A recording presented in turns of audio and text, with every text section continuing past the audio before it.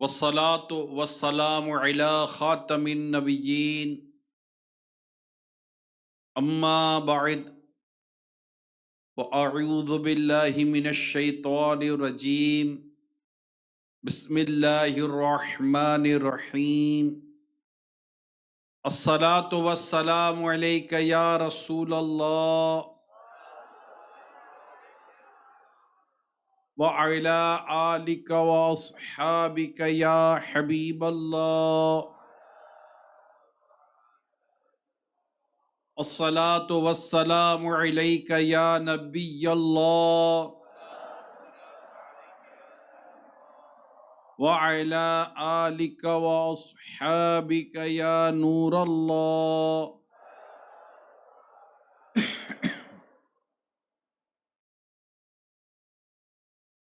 نویت سنت الاعتکاف. اللہ پاک کے سب سے آخری نبی محمد عربی صلی اللہ تعالی علیہ وآلہ وسلم نے ارشاد فرمایا، تم مجھ پر درود بھیجو، اللہ پاک تم پر رحمت بھیجے گا. صلو علی الحبیب صلی اللہ تعالی علی محمد وعلی آلہ وصحبہ وبارک وسلم. حضرت سیدنا ابو الحسن صفار رحمۃ اللہ تعالی علیہ فرماتے ہیں، ہم مشہور محدث حضرت سیدنا حسن بن سفیان نسوی رحمۃ اللہ تعالی علیہ کی خدمت میں رہا کرتے تھے. آپ بہت بڑے عالم تھے اور آپ کی علمیت کی شہرت دور دور تک پھیلی ہوئی تھی. علم دین حاصل کرنے کے شوق میں کہاں کہاں سے عاشقان علم دین آپ کے پاس حاضر ہوا کرتے تھے، آپ سے حدیثیں سنتے، علم دین حاصل کرتے.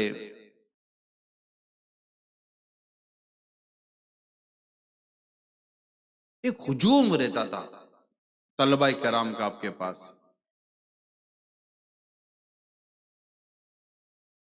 ایک بار انہوں نے فرمایا، جب طلبہ کرام ان کے پاس جمع تھے تو بعض اوقات استاد یا مینٹور یا جو بھی اس طرح کے ہمارے جو بڑے ہوتے ہیں، یہ اپنی کوئی نہ کوئی بایوگرافی، ہماری کوئی نہ کوئی بات ماضی کی ہمارے ساتھ شیئر کرتے ہیں، اور اس کا پرپس سم ٹائم موٹیویشن ہوتا ہے کہ یہ سن کر ہمارے جو اسٹوڈنٹس ہوتے ہیں، طلبہ کرام ہوتے ہیں، پڑھنے والے ہوتے ہیں، والد صاحب اپنے بچوں کے آگے کرتے ہیں، استاد اپنے شاگردوں کے آگے کرتے ہیں، سم ٹائم پیر اپنے مریدوں کے آگے یہ بات کرتے ہیں.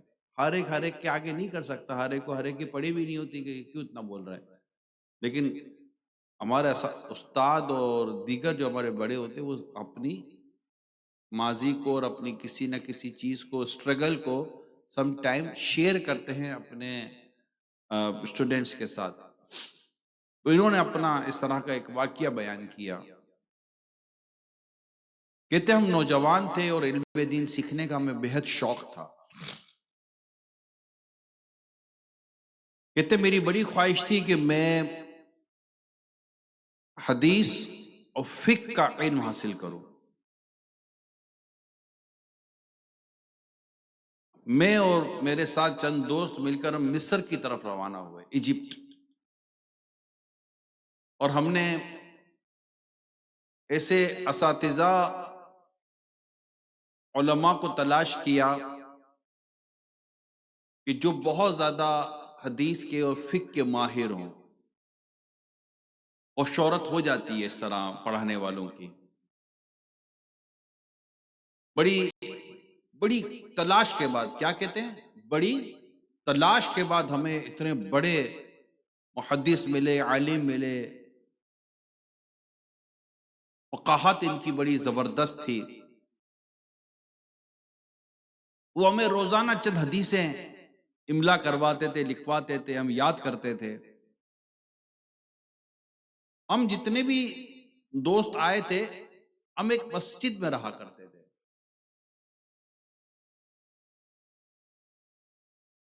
ہم کس طرح سروائیو کرتے تھے، کس طرح پڑھتے تھے، کس طرح بھوک اور دیگر تکالیف کو برداشت کرتے تھے، حقیقت نہیں کسی کو اتنا خاص پتہ تھا نہیں. ہم بھی باہر سے آئے ہوئے تھے، مسجد میں رہتے تھے. تنگ دستی اور غربت انتہا کو پہنچی ہوئی تھی. کھانے پینے کی بھی پرابلم تھی، اور حقیقت ہے کہ کھانا پینا تھا بھی نہیں، ختم ہو گیا تھا جو کچھ تھا. 3 دن 3 راتیں اسی طرح بھوک میں گزر گئی ہماری. چوتھے دن بھوک کی وجہ سے ہماری حالت انتہائی ناگفتہ بے تھی. کہتے میں نے مسجد کے کونے میں نماز شروع کر دی.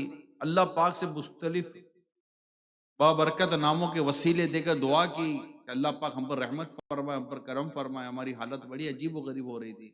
علم دین بھی حاصل کرنا تھا، کمزوری بھی ہو گئی تھی، بھوک بھی لگی ہوئی تھی، کھانا 3 دن سے نہیں کھایا، چوتھا دن ہے ہمارا. ہم آگے چلیں گے کیسے؟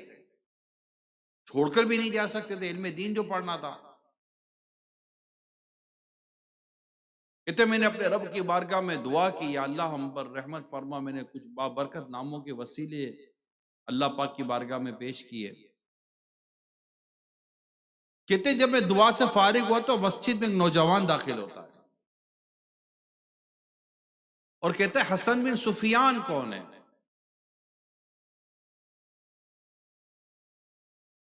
یعنی مجھے میرے نام سے پکارتا ہے. میں نے کہا فرمائیے میں ہوں.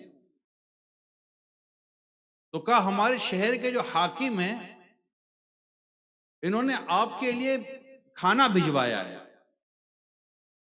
کہا میرے لیے کھانا بھجوایا؟ ہاں آپ کے اور آپ کے دوستوں کے لیے کھانا بھجوایا.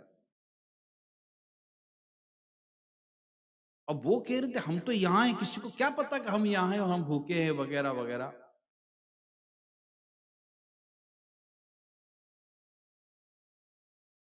تو اس نے کہا کہ ہمارے بارے میں آپ کے حاکم کو پتہ کیسے چلا کہ ہم کون ہیں، کہاں ہیں، بھوکے ہیں؟ نوجوان کہنے لگا کہ میں اپنے حاکم جو میرے بڑے ہیں، میں ان کا ایک آدمی ہوں، خدمت گزار ہوں. آج صبح انہوں نے مجھے بلایا اور کہا کہ فلاں محلے کی فلاں مسجد میں جاؤ، یہ کھانا اور رقم بھی ان کو جا کر آپ پیش کرو اور بڑے احترام کے ساتھ ان سے بات کرنا. وہ دین کے طالب علم ہیں، 3 دن سے بھوکے ہیں. میری طرف سے ان سے معذرت بھی کہنا. ان کی حالت سے میں ناواقف تھا، حالانکہ وہ میرے شہر میں ہے، میں شہر کا بڑا ہوں، میں بڑی معذرت چاہتا ہوں. اس نوجوان نے ہمیں بتایا کہ جب میں نے میرے حاکم سے پوچھا، یعنی خادم خود کہہ رہا ہے کہ جب میں نے اپنے بڑے سے پوچھا کہ واقعہ کیا ہے، آپ کو کیسے پتا چلا کہ یہ لوگ مسجد کے اندر ہے؟ اس نے کہا کہ میں بستر پہ لیٹا ہوا تھا کہ میری آنکھ لگی، خواب میں ایک گھوڑ سوار آیا. اس کے ہاتھ میں ایک نیزہ تھا اور بڑی نوکیلا نیزہ تھا، اور اس نے میرے پہلو پر نیزہ چبویا، مطلب لگا مجھے. اور میں گھبرا کر میری آنکھ کھلی تو اس نے کہا کہ فوراً اٹھو، اور حسن بن سفیان اور ان کے جو دوست ہیں جو دل میں دین حاصل کرنے کے لیے آئے ہیں، مسجد میں ہیں، مسافر ہیں، 3 دن سے بھوکے ہیں، ان کو کھانا پیش کرو، ان کی خدمت کرو. تو میں نے ان کو پوچھا کہ آپ کون ہیں؟ تو اس نے کہا کہ میں جنت کے فرشتوں میں سے ایک فرشتہ ہوں، مجھے اللہ پاک نے بھیجا ہے کہ یہ علم دین سیکھنے والے طلبہ کرام جو ہیں یہ بھوکے ہیں، تکلیف میں ہیں، تم جا کر ان کی مدد کرو اور ان کی اس پریشانی کو دور کرو. کہتے اتنا کہنے کے بعد وہ جو سوار تھے وہ تو میری آنکھوں سے اوجھل ہو گئے، اور میرے پہلو میں اس وقت درد بھی تھا. جب میں اٹھا تو میں نے آپ کو یہ کھانا دیا اور یہ کھانا آپ ان کو پیش کر دیا. حضرت حسن بن سفیان بڑی پیاری بات بیان کرتے ہیں، جن کا نام لے کے یہ سارا معاملہ ہوا، کہ ہم بڑے حیران ہوئے اور یہ واقعہ سن کر ہم نے اللہ پاک کی بارگاہ میں سجدہ شکر ادا کیا۔ پھر ہم سب دوستوں نے فیصلہ کیا، اب سنیے کیا فیصلہ کیا۔ کہتے ہیں ہم سب دوستوں نے مل کر یہ فیصلہ کیا کہ اب اس جگہ سے چلو، اب یہاں ہم نہیں رکیں گے۔ کیوں؟ کیونکہ اب وقت کا حاکم ہمارے پاس آئے گا، ہم سے معذرت کرے گا، ہمارے اس واقعے کی شہرت ہوگی، لوگ ہمیں پہچانیں گے، ہم مشہور ہونا شروع ہو جائیں گے، ہماری نیک نامی کا ڈنکا بجنا شروع ہو جائے گا، کہیں ہم پر ریاکاری اور تکبر کا حملہ نہ ہو جائے۔ پڑھائی کا کیا ہوگا؟ پڑھیں گے کیسے؟ چنانچہ ہم سب دوست راتوں رات وہاں سے چلے گئے، اور علم دین کی راہ میں مزید جو تکلیفیں و مشقتیں جو آتی تھی وہ صبر شکر کے ساتھ ہم اپنا وقت گزارتے رہے، اور آج آپ کے سامنے ہیں الحمدللہ علم دین حاصل کرنے کے لیے دور دور سے علم دین کے پیاسے الحمدللہ یہاں آتے ہیں اور کوشش کرتے اپنی پیاس بجھائیں۔ یہ مقام و مرتبہ اللہ پاک نے ہمیں اس علم دین حاصل کرنے کے راستے میں جو مشقت و تکالیف جو ہم نے برداشت کی نا، اللہ پاک نے اس کے نتیجے میں ہمیں یہ مقام و مرتبہ عطا فرمایا ہے۔ اللہ پاک کی ان پر رحمت ہو اور ان کے صدقے ہماری بے حساب مغفرت ہو۔ صلو علی الحبیب صلی اللہ تعالی علی محمد۔ سبحان اللہ، اللہ پاک ان بزرگوں کے صدقے میں ہماری بے حساب مغفرت فرمائے، ان کے صدقے میں اللہ پاک ہمیں علم نافع کی نعمت سے مالا مال فرمائے۔ آج جامعۃ المدینہ کے طلباء کرام، اور مجھے امید ہے کہ چونکہ براہ راست تو جو اسلامی بہنوں کے جامعۃ المدینہ ہیں ان کے بھی جامعۃ المدینہ میں، اور ملک کے شاید مختلف یا بیرون ملک کی مختلف جامعۃ المدینہ میں ہمارے جامعۃ المدینہ کے طلباء کرام، طالبات، اساتذہ کرام، ناظمین مجلس جامعۃ المدینہ کے سارے جمع ہو کر اس بیان میں شامل ہوں گے۔ آج 13 جمادی الاولیٰ ہے 1447 سے ہجری، اور 5 نومبر 2025 علم دین سیکھنے والوں اور علم دین کے راستے میں مشقت برداشت کرنے والوں کی اس وقت ہم نے حکایت سنی، واقع عیون الحکایات بڑی مشہور کتاب مکتبۃ المدینہ نے شائع کی ہے، اس حوالے سے یہ پورا واقعہ میں نے آپ کو بیان کرنے کی سعادت حاصل کی ہے۔ اللہ پاک علم نافع عطا کرے اور اللہ پاک استقامت عطا کرے۔ سچی بات یہ ہے کہ اس راستے پر آنے والے کم ہیں، کچھ دیر تک چلنے والے اس سے کم ہیں، اور منزل تک پہنچنے والے اس سے بھی کم ہیں، اور حقیقی منزل کو پانے والے اس سے بھی کم ہیں۔ بڑی اہم ترین یہ راستہ ہے، بڑا اہم ترین یہ کام ہے جو اللہ کی رحمت سے آپ اسلامی بھائی، اسلامی بہنیں جنہیں سعادت مل رہی ہے اور جو علم دین حاصل کر رہے ہیں، یہ اللہ کی رحمت ہے جو نصیب ہوتا ہے، ہر ایک کو نہیں نصیب ہوتا۔ دنیا میں اس وقت 8 ارب کے آس پاس پاپولیشن بیان کی جاتی ہے۔ آپ بھی صرف سر جھکا کر غور کریں کہ مجھ میں ایسا کیا ہے، مجھ میں ایسا کیا ہے کہ جو میرے سامنے حدیث کی کتاب ہے اور علم دین کی کتاب ہے اور قرآن میرے سامنے کھلا ہوا ہے، اور میں اللہ پاک کا دین سیکھ رہا ہوں، اللہ پاک کا دین پڑھ رہا ہوں، اور میں عالم دین بننے کی طرف میں بڑھ رہا ہوں۔ مجھ میں ایسا کیا تھا جو 8 ارب کی یا اس سے کم یا زیادہ کی پاپولیشن میں سے اللہ پاک نے مجھے چنا ہے کہ تم یہ علم دین کی طرف آؤ اور علم دین حاصل کرو۔ مجھ میں ایسا کیا ہے؟ دیکھے گا تو کچھ بھی نظر نہیں آئے گا سوائے اس کے کہ میں سجدہ شکر ادا کروں، مولا میرے میں کچھ ہی نہیں، صرف تیری رحمت، اور صرف تیری رحمت ہے جو تو نے اپنی اس راہ کا راستہ دکھایا، تو نے مجھے علم دین حاصل کرنے کے لیے توفیق دی کہ میں تیرے دین کو سیکھوں، علم دین حاصل کروں، اور وہ فضیلتیں جو حدیث میں آئی ہیں، جو تیرے پیارے حبیب صلی اللہ تعالی علیہ وسلم کے ارشادات ہیں، یعنی جو علم کی تلاش میں کسی راستے پر چلتا ہے، اللہ کریم اس کے لیے جنت کا راستہ آسان فرما دیتا ہے۔ یہ علم دین کے فضائل پڑھ کے ہی بندہ بعض اوقات موٹیویٹ ہو کر ہی پڑھنے کے لیے آتا ہے، مگر سم ٹائم ہم شاید ہماری اس کیفیت کو نظر انداز کر جاتے ہیں کہ نا میں اس کرم کے کہاں تک قابل، حضور کی بندہ پروری عطا کیا مجھ کو درد الفت، کہاں تھی یہ پر خطا کی قسمت، میں اس کرم کے کہاں تک قابل، حضور کی بندہ پروری۔ اچھا، پڑھتے پڑھتے بھی ہم اپنے انداز سے، اپنے مزاج سے، اپنی سستی سے، اپنی غفلت سے کئی مرتبہ ایسا انداز اختیار کرتے ہیں کہ بیسیکلی ہم تو ڈسکوالیفائی ہو جاتے ہیں اور ہم سے یہ شاید نعمت چھین لی جاتی،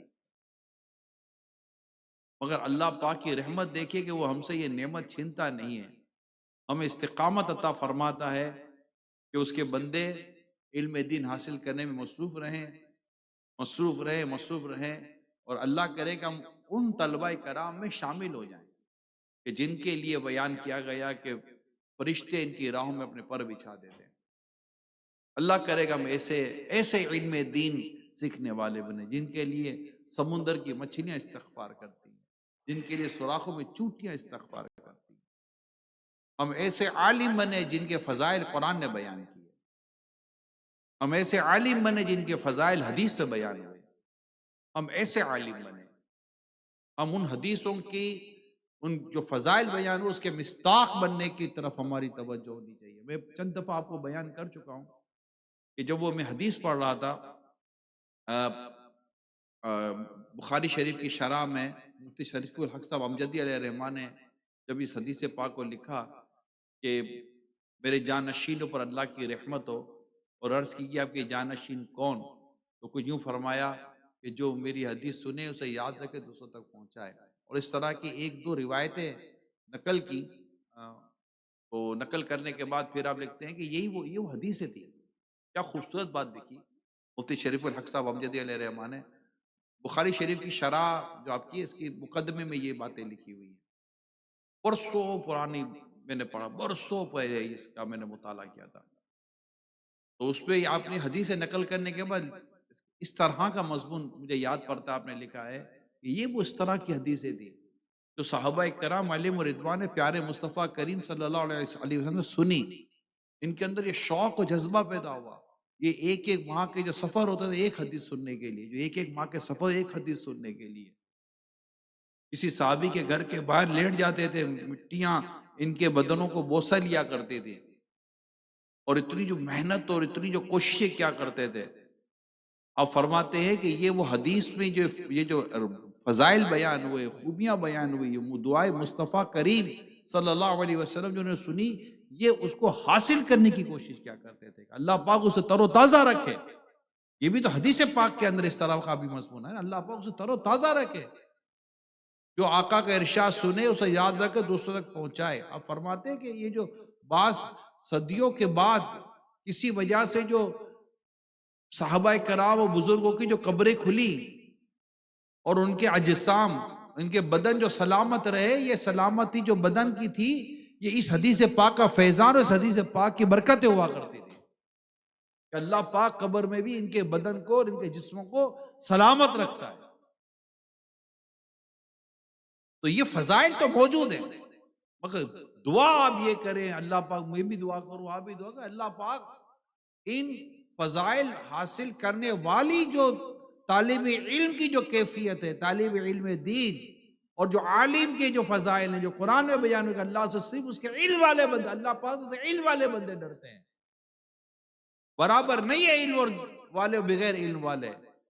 قرآن کئی مقامات پر عالم کے، علم والوں کے فضائل بیان فرماتا، حدیث میں علم والوں کے، علم دین سیکھنے والوں کے جو فضائل بیان ہوئے، ہم سب پڑھتے ہیں، آپ بھی پڑھتے ہیں، آپ پڑھ کے ہی آئے ہوں گے، بعض اوقات بندہ طالب علم پڑھ کے ہی آیا ہوتا ہے،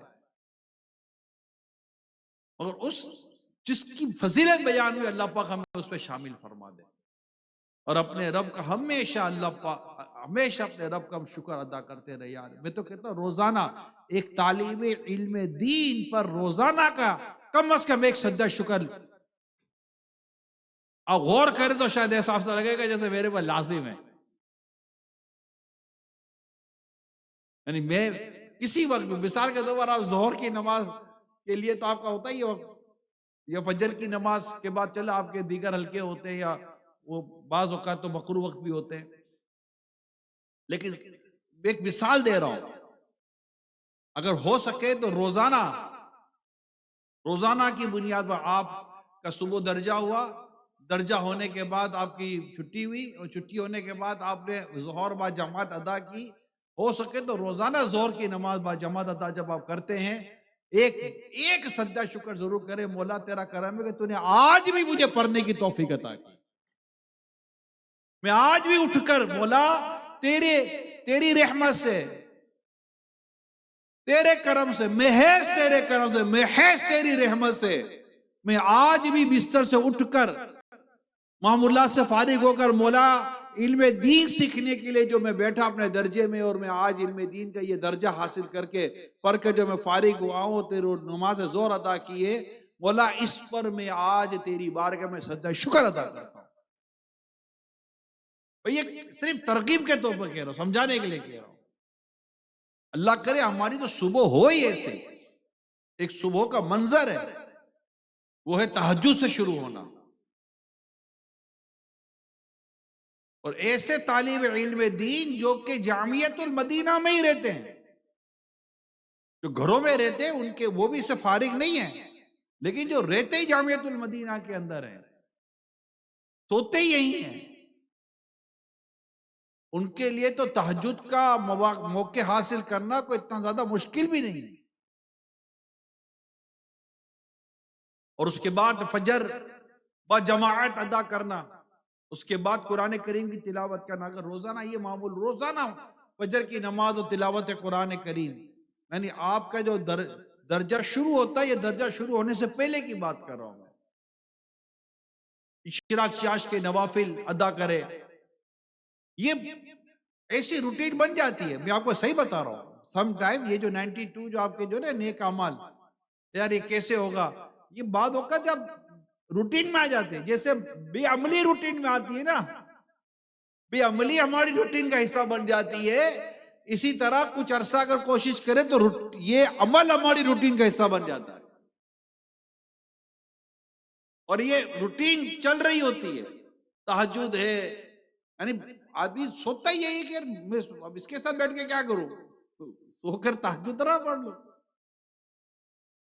اور پھر اپنے معمولات کروں، اوراد و وظائف پڑھوں، اپنے اسباق کو پڑھوں، بڑا اہم ترین وقت ہوتا ہے، بزرگوں نے علماء نے اس وقت کو تو بڑا امپورٹنٹ ٹائم لکھا ہے، کہ جو چیز آپ کو بعد میں 4 گھنٹے میں پڑھی جاتی ہے، وہی چیز آپ کو اس اوقات میں جو میں تہجد اور فجر کے وقت کے کہہ رہا ہوں، 1 سے 1.5 گھنٹے میں آپ کامیاب ہو سکتے ہو،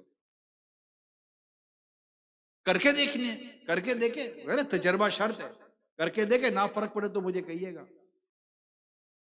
اور پھر قرآن کریم کی تلاوت، اب آپ ناشتہ وغیرہ کر کے، یعنی آپ کے دن کا آغاز ہے نا، اور اگر اس کے بعد 1-1.5 گھنٹے کا آرام بھی ملتا ہے، پورا پاسبل ہے آرام بھی ملتا ہو بعضوں کو، لیکن اب آپ درجے میں جا رہے ہیں تو جا کر آپ کوشش یہ کریں کہ اللہ پاک کی بارگاہ میں دعا کر کے جائے روزانہ، یا اللہ تیرا کرم ہے کہ تو نے ایک بار پھر مجھے توفیق عطا کی، میرے دن کا آغاز ہے، مولا کریم مجھے علم نافع عطا کر اور مجھے استقامت عطا کر، اور میں تیری رضا کے لیے علم دین سیکھوں، اور مجھے اس کے صحیح پڑھنے اور اس کی صحیح تبلیغ اور اس کو صحیح اور تیرے بندوں تک پہنچانے کی توفیق عطا کر، روزانہ دعا کرتا رہے، ہم دعا سے غافل ہو جاتے ہیں، کیا کمال ہے کہ جس کی ابتدائی دن کی تہجد سے ہوتی ہو، اور فجر اور یہ ساری ادا کر کے دعا کر کر اپنے اسباق کی طرف جاتا ہو، درجے میں پڑھنے کی طرف جاتا ہو، اللہ کرے ایسا ہو جائے، لیکن کوشش کرے، یہ نہیں تم کرے گا تو میں کروں گا، یہ کرے گا تو میں کروں گا، یہ کرے گا تو میں کروں گا، ایسا نہیں ہوتا،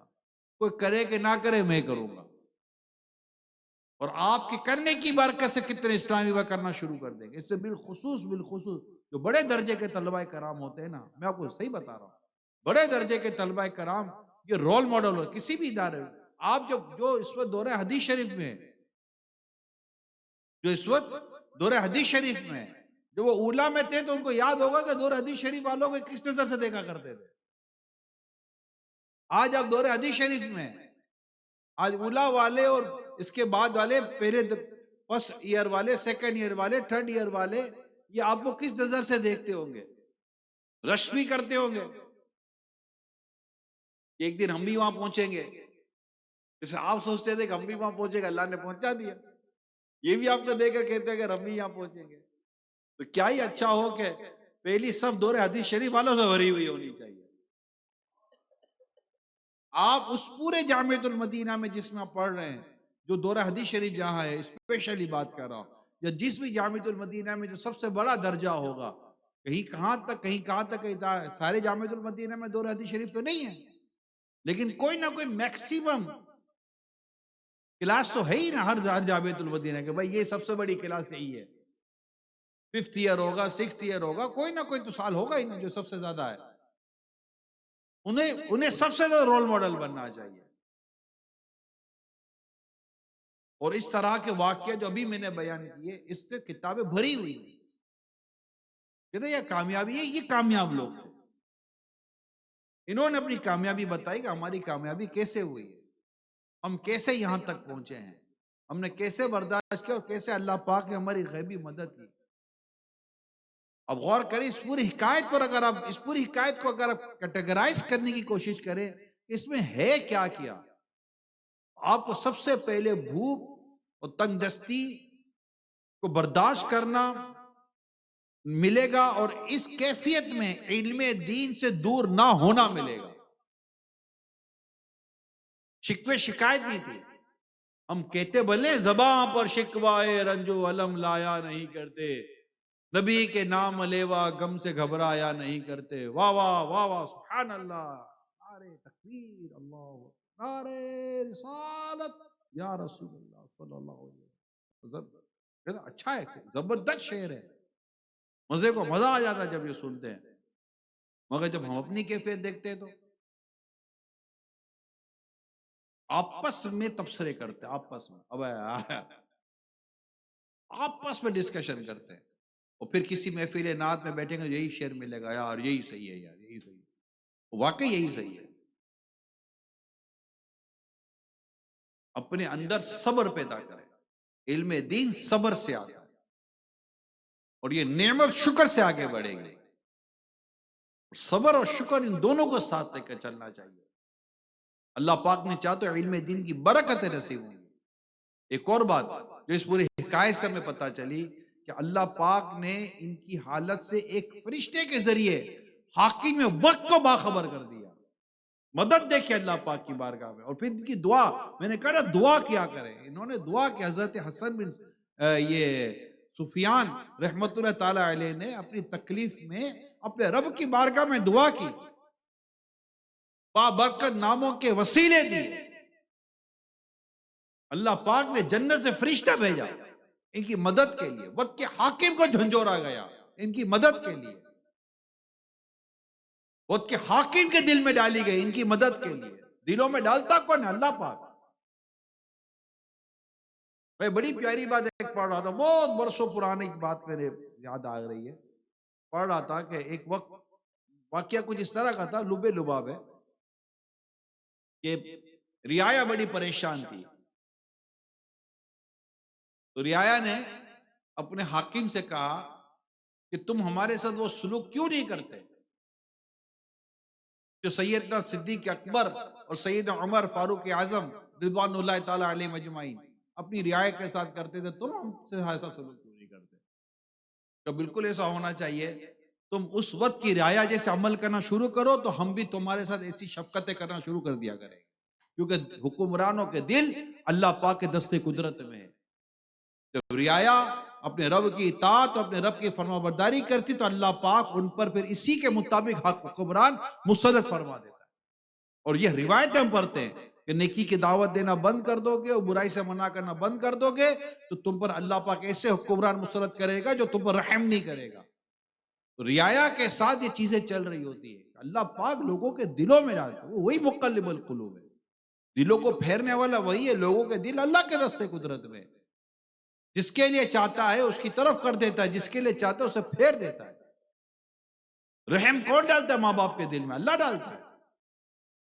کوئی پریشان حال ہو تو اس کی پریشانی دور کرنے کے لیے کوئی آگے بڑھ کر رحم کرتا ہے، تو رحم کون ڈالتا ہے؟ اللہ ڈالتا ہے۔ کوئی مقروض ہوتا ہے، اس کو قرضہ مل جاتا ہے، جو قرضہ دینے والا اس پر رحم کر کے قرضہ دیتے ہیں، رحم کس نے ڈالا؟ اللہ نے ڈالا اس کے دل کے اندر۔ پھر ہم اس کا بھی شکر ادا کرتے ہیں، اللہ کا بھی شکر ادا کرتے ہیں، کہ جو اللہ کے بندوں کا شکر ادا نہیں کرتا وہ اللہ کا بھی شکر ادا نہیں کرتا۔ شکر گزاری کی طرف جانا چاہیے اور اپنی حالت کو ہمیشہ بہتر کرنے کی کوشش کرنی چاہیے، اور کبھی بھی اپنے رب کی بارگاہ میں دعا سے غافل نہیں ہونا چاہیے۔ میرے پیارے طلباء کرام، کبھی غافل نہیں ہونا چاہیے۔ بعض اوقات ہم فرض نمازوں کے بعد تک دعا نہیں کرتے۔ ہاں، کبھی اوپر آتی ہے، پریشانی آتی ہے، مصیبت آتی ہے، تو پھر سب یاد بھی آتا ہے، اور واقعی یاد آتا ہے۔ ساری دعا ہی دعا ہوتی ہے اس وقت۔ دعا کرتے رہے، ہر طالب علم دین میں، تو جنرلی ہر مسلمان کے لیے یہ بات ہے، ہر ایک کے لیے یہ بات ہے، دعا کرتا رہے، دعا کرتا رہے، ہر وقت دعا کرتا رہے، اور دعا میں کوششیں کرے، دعا میں تھوڑی رغبت پیدا کرے، دل لگائے دعا کے اندر۔ میں آپ کو صحیح بتا رہا ہوں میرے پیارے طلباء کرام، دعا ادعونی استجب لکم، کتنی خوبصورت بات میرے رب نے ارشاد فرمائی۔ اور میرے بندوں سے کہہ دو جو آپ سے پوچھتے ہیں کہ جب وہ مجھے پکارتے تو میں ان کے قریب ہوں جب وہ مجھے پکارتے ہیں۔ اللہ پاک اپنے بندوں کے کتنے قریب ہے، اور اللہ پاک جو پریشان اور مضطرب قلب ہوتا ہے اس کی دعا جلد قبول فرماتا ہے۔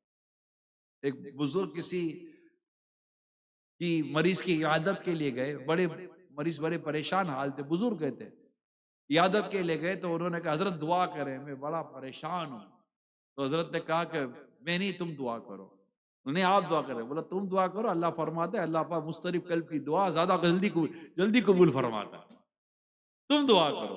آپ نے دعا اس سے کروائی، قرآن کریم کی آیت کریمہ بیان کی، تم دعا کرو۔ دعا کیا کریں، دعا کیا کریں، دعا کیا کریں۔ اعلیٰ حضرت کے والد جو احسن الویار آدابی دعا نے، اعلیٰ حضرت کے والد حضرت مولانا نقی علی خان رحمۃ اللہ تعالیٰ علیہ کتاب ہے، مجھے یہ بات یاد آ رہی ہے، یہ دعا میرا ٹاپک نہیں ہے لیکن چلا ہے تو میں چلو اب چند باتیں عرض کر رہا ہوں۔ پھر دیکھا جاتا ہے کہ دعا سے کس کو دعا کی ضرورت نہیں ہے، اور دعا کیوں نہ کرے یار؟ اپنے رب سے دعا نہ کرو تو کس سے کرو؟ وہ قادر مطلق ہے، وہ مجھ پر رحم فرمانے والا ہے، اسی نے تو مجھے راستہ دکھایا ہے کہ میں اس کا دین سیکھوں، قرآن سیکھوں، حدیث سیکھوں۔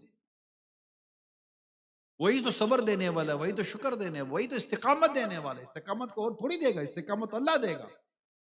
علم نافع کون دے گا؟ اللہ دے گا۔ علم کی برکت کون دے گا؟ اللہ دے گا۔ ہم اس سے نہ مانگے تو کس سے مانگے؟ اپنے رب کی بارگاہ میں دعا کرتا رہے، اور دعا میں کوشش کرے۔ تو مولانا نقی علی خان علیہ رحمہ کی کتاب ہے، اعلیٰ حضرت نے اس میں حاشیہ لکھا ہے، کیا کمال کا حاشیہ ہے۔ کوئی اعلیٰ حضرت کی علمیت کو سمجھنا چاہتا ہے تو احسن الویار آدابی دعا پڑھے۔ بڑی کم عمری میں اعلیٰ حضرت علیہ رحمہ نے اپنے والد ماجد علیہ رحمہ کی اس کتاب پر حاشیہ لکھا، اور اتنا عالی شان حاشیہ لکھا، کیا بات ہے۔ اور اس میں اتنی اضافہ کیا، اتنا اضافہ کیا، عقل دنگ رہ جاتی ہے۔ اعلیٰ حضرت کے علم دین کو بندہ سمجھنے کی کوشش کرتا ہے کہ اللہ نے کیسا علم دین عطا کیا۔ اللہ پڑھنے کی توفیق دے۔ یہ اردو میں بھی ہے، یہ ہے اردو میں بیسیکلی، لیکن اس کو مزید آسان اور اس کی تسہیل کر کے جو مقتۃ المدینہ نے شائع کیا، اس کا نام ہے فضائل دعا۔ میں تو کہتا ہوں جو دعا کون نہیں کرتا، ہر دعا کرنے والے کو تو یہ کتاب پہلے ضرور پڑھنی چاہیے۔ بڑی خوبصورت بات لکھی ہے کہ دعا ایک بات ہے جس کا مجھے خلاصہ یاد رہ گیا، اور بڑی ایمان افروز وہ جملہ ہے اگر دعا کوئی دل سے سنے، کہ آپ لکھتے ہیں کہ دعا مانگنے والے دعا کرتے کرتے دعا جس سے تو کر رہا ہے، تو جس سے دعا کر رہا ہے، اس کی یاد میں، اس کے ذکر میں اتنا کھو جا کہ تجھے یہ بھی یاد نہ رہے کہ تجھے چاہیے کیا۔ تجھے دعا کی لذت مل جانی چاہیے، اس کے ذکر اور اس کی محبت میں کھو جانی۔ یہ معرفت الہی کی بات کی جا رہی ہے، یہ اللہ پاک کے ذکر کی بات کی جا رہی ہے، اللہ پاک کے قرب کی بات کی جا رہی ہے۔ ایک طالب علم دین اپنے رب کا قرب نہیں پائے گا، کیونکہ علم دین کی تو بنیاد ہی ہے معرفت الہی، کہ اپنے رب کی معرفت حاصل کرنے کے لیے تو علم دین حاصل کر رہا ہے وہ۔ اور دعا میں بندہ اپنے رب کے بے انتہا قریب ہو جاتا ہے، اس کی رحمت کے بے انتہا قریب ہو جاتا ہے، تو اپنے سر کو جھکا کر آنکھوں کو نیچی کر کے اپنے رب سے ہاتھ اٹھا کے دعا مانگتا ہے، اور اس کا رب جانتا ہے میرا بندہ مجھ سے کیا مانگ رہا ہے، میرے بندے کی حالت کیسی ہے، اس کے گھر کی حالت کیسی ہے، اس کی اپنی کیفیت کیسی ہے، اور پھر اللہ پاک اسے استقامت کی نعمت سے مالا مال فرما۔ سب سے اہم دو تین چیزیں طلبہ کرام کے لیے بڑی امپورٹنٹ ہوتی ہیں۔ نمبر ایک استقامت، مجھے استقامت مل جائے کسی صورت میں۔ میرے ایک بہت اچھے دوست ہیں، وہ بھی پڑھ رہے تھے، تو کبھی انہوں نے ماضی کی میں بات کر رہا ہوں، تو انہوں نے مجھے کہا یار دل نہیں لگ رہا، جا نہیں پا رہا ہوں، چھٹیاں ہو رہی ہیں، کیا کرو؟ میں نے کہا یار پڑھے رہنا یار، چھوڑنا مت، اللہ نے چاہا تو ایک دن اب فارغ ہو ہی جائیں گے۔ تو شکر ہے اللہ کا، وہ بھی ڈٹے رہے، پڑھتے رہے، کہتے گرتے پڑھتے آخر کار اگر بندہ ٹرین کی آخری ڈبے کے آخری سیٹ پہ بیٹھا ہے کہ پلیٹ فارم پر، تو پھر وہ بھی پہنچتا ہی ہے نا، نہیں پہنچتا رے وہی جاتا ہے جو گاڑی سے اتر جاتا ہے، گاڑی سے اترنا نہیں ہے۔ جو بھی طالب علم دین مجھے سن رہے ہیں، یہ یاد کر لیں، جو فرسٹ ایئر میں ہیں، اولا میں ہیں، وہی سب سے وہ صرف پڑھ نہیں پاتے، نہیں ہوتے ہیں، سمجھ نہیں آ رہا ہوتا، دھکے مار کے بیچارے سیکنڈ ایئر تک پہنچ جاتے ہیں، لیکن چونکہ اب نہ صرف صحیح پڑھی، نہ نحو صحیح پڑھی، تو وہ عبارت صحیح سمجھ نہیں آ رہی ہے۔ طالب علم دین جو دیگر طلبہ کرام تھوڑے آگے بڑھ گئے، استاد صاحب ان کو پوچھے تو کہیں گے استاد صاحب بھی تو استاد بعض اوقات بیوقوف، سمجھ میں نہیں آ رہا، سب کے بیچ میں اس کو پتا ہے کہ اب انسلٹ ہوگی، تو وہ طالب علم دین بعض اوقات درجہ چھوڑ دیتا ہے، پڑھائی چھوڑ دیتا ہے، بے عزتی کے خوف سے بھی چھوڑ دیتا ہے، پیشرفت تو شیطان سے مزید تنگ کر رہے ہوتے ہیں۔ تو میں ان تمام اس طرح کے طلباء کرام، چاہے وہ فرسٹ ایئر میں ہیں، سیکنڈ ایئر میں یا تھرڈ ایئر میں، عموماً 3 سال کی یہ سمجھے کوشش ہوتی ہے، پھر فورتھ ایئر میں جب رابعہ وغیرہ تک آپ فورتھ ایئر تک پہنچتے تو کافی چیزیں اس تھوڑا ٹریک پر آنا شروع ہو جاتی ہے۔ بھئی یہ 3 سال خود کو سنبھالنا ہوتا ہے اور پڑھنا ہوتا ہے۔ ہمارے استاد صاحب بڑی خوبصورت بات فرماتے تھے، جس نے اولا صحیح پڑھی دور حدیث شریف تک کامیابی کے ساتھ پہنچ جاتا ہے، یعنی اس کی صرف اور نحو جو ہے نا وہ مضبوط ہوتی ہے۔ اب آپ کو لگے کہ میری صرف اور نحو مضبوط نہیں ہے، بھلے عمران کہہ تو رہا ہے، اب اس کو کیا پتا میری کیا حالت ہے۔ میں کتاب سے سر اس لیے تھوڑی نہیں اٹھاتا کہ مجھے کتاب دیکھنے میں بہت مزہ آ رہا ہے، میں سر اس لیے نہیں اٹھاتا کہ استاد صاحب دیکھ لیں تو کہے کہ تم سناؤ، اور میں کہاں سے سناؤں گا۔ تو میں بالکل کتاب جیسے کہ میرے جیسا کوئی طالب علم ہی نہیں، میں کتاب کے اندر ہی ہوں، کتاب میرے اندر ہے، میں کتاب کے اندر ہوں۔ مگر حقیقت یہ ہے کہ کسی طالب علم کے پیچھے ہوں، اس کی اوڑ میں ہوں، تاکہ استاد صاحب دیکھ نہ لیں۔ استاد صاحب دیکھیں نہ دیکھیں، استاد صاحب کا دیکھنا نہ دیکھنا میٹر نہیں کرتا، آپ نے آگے جانا ہے۔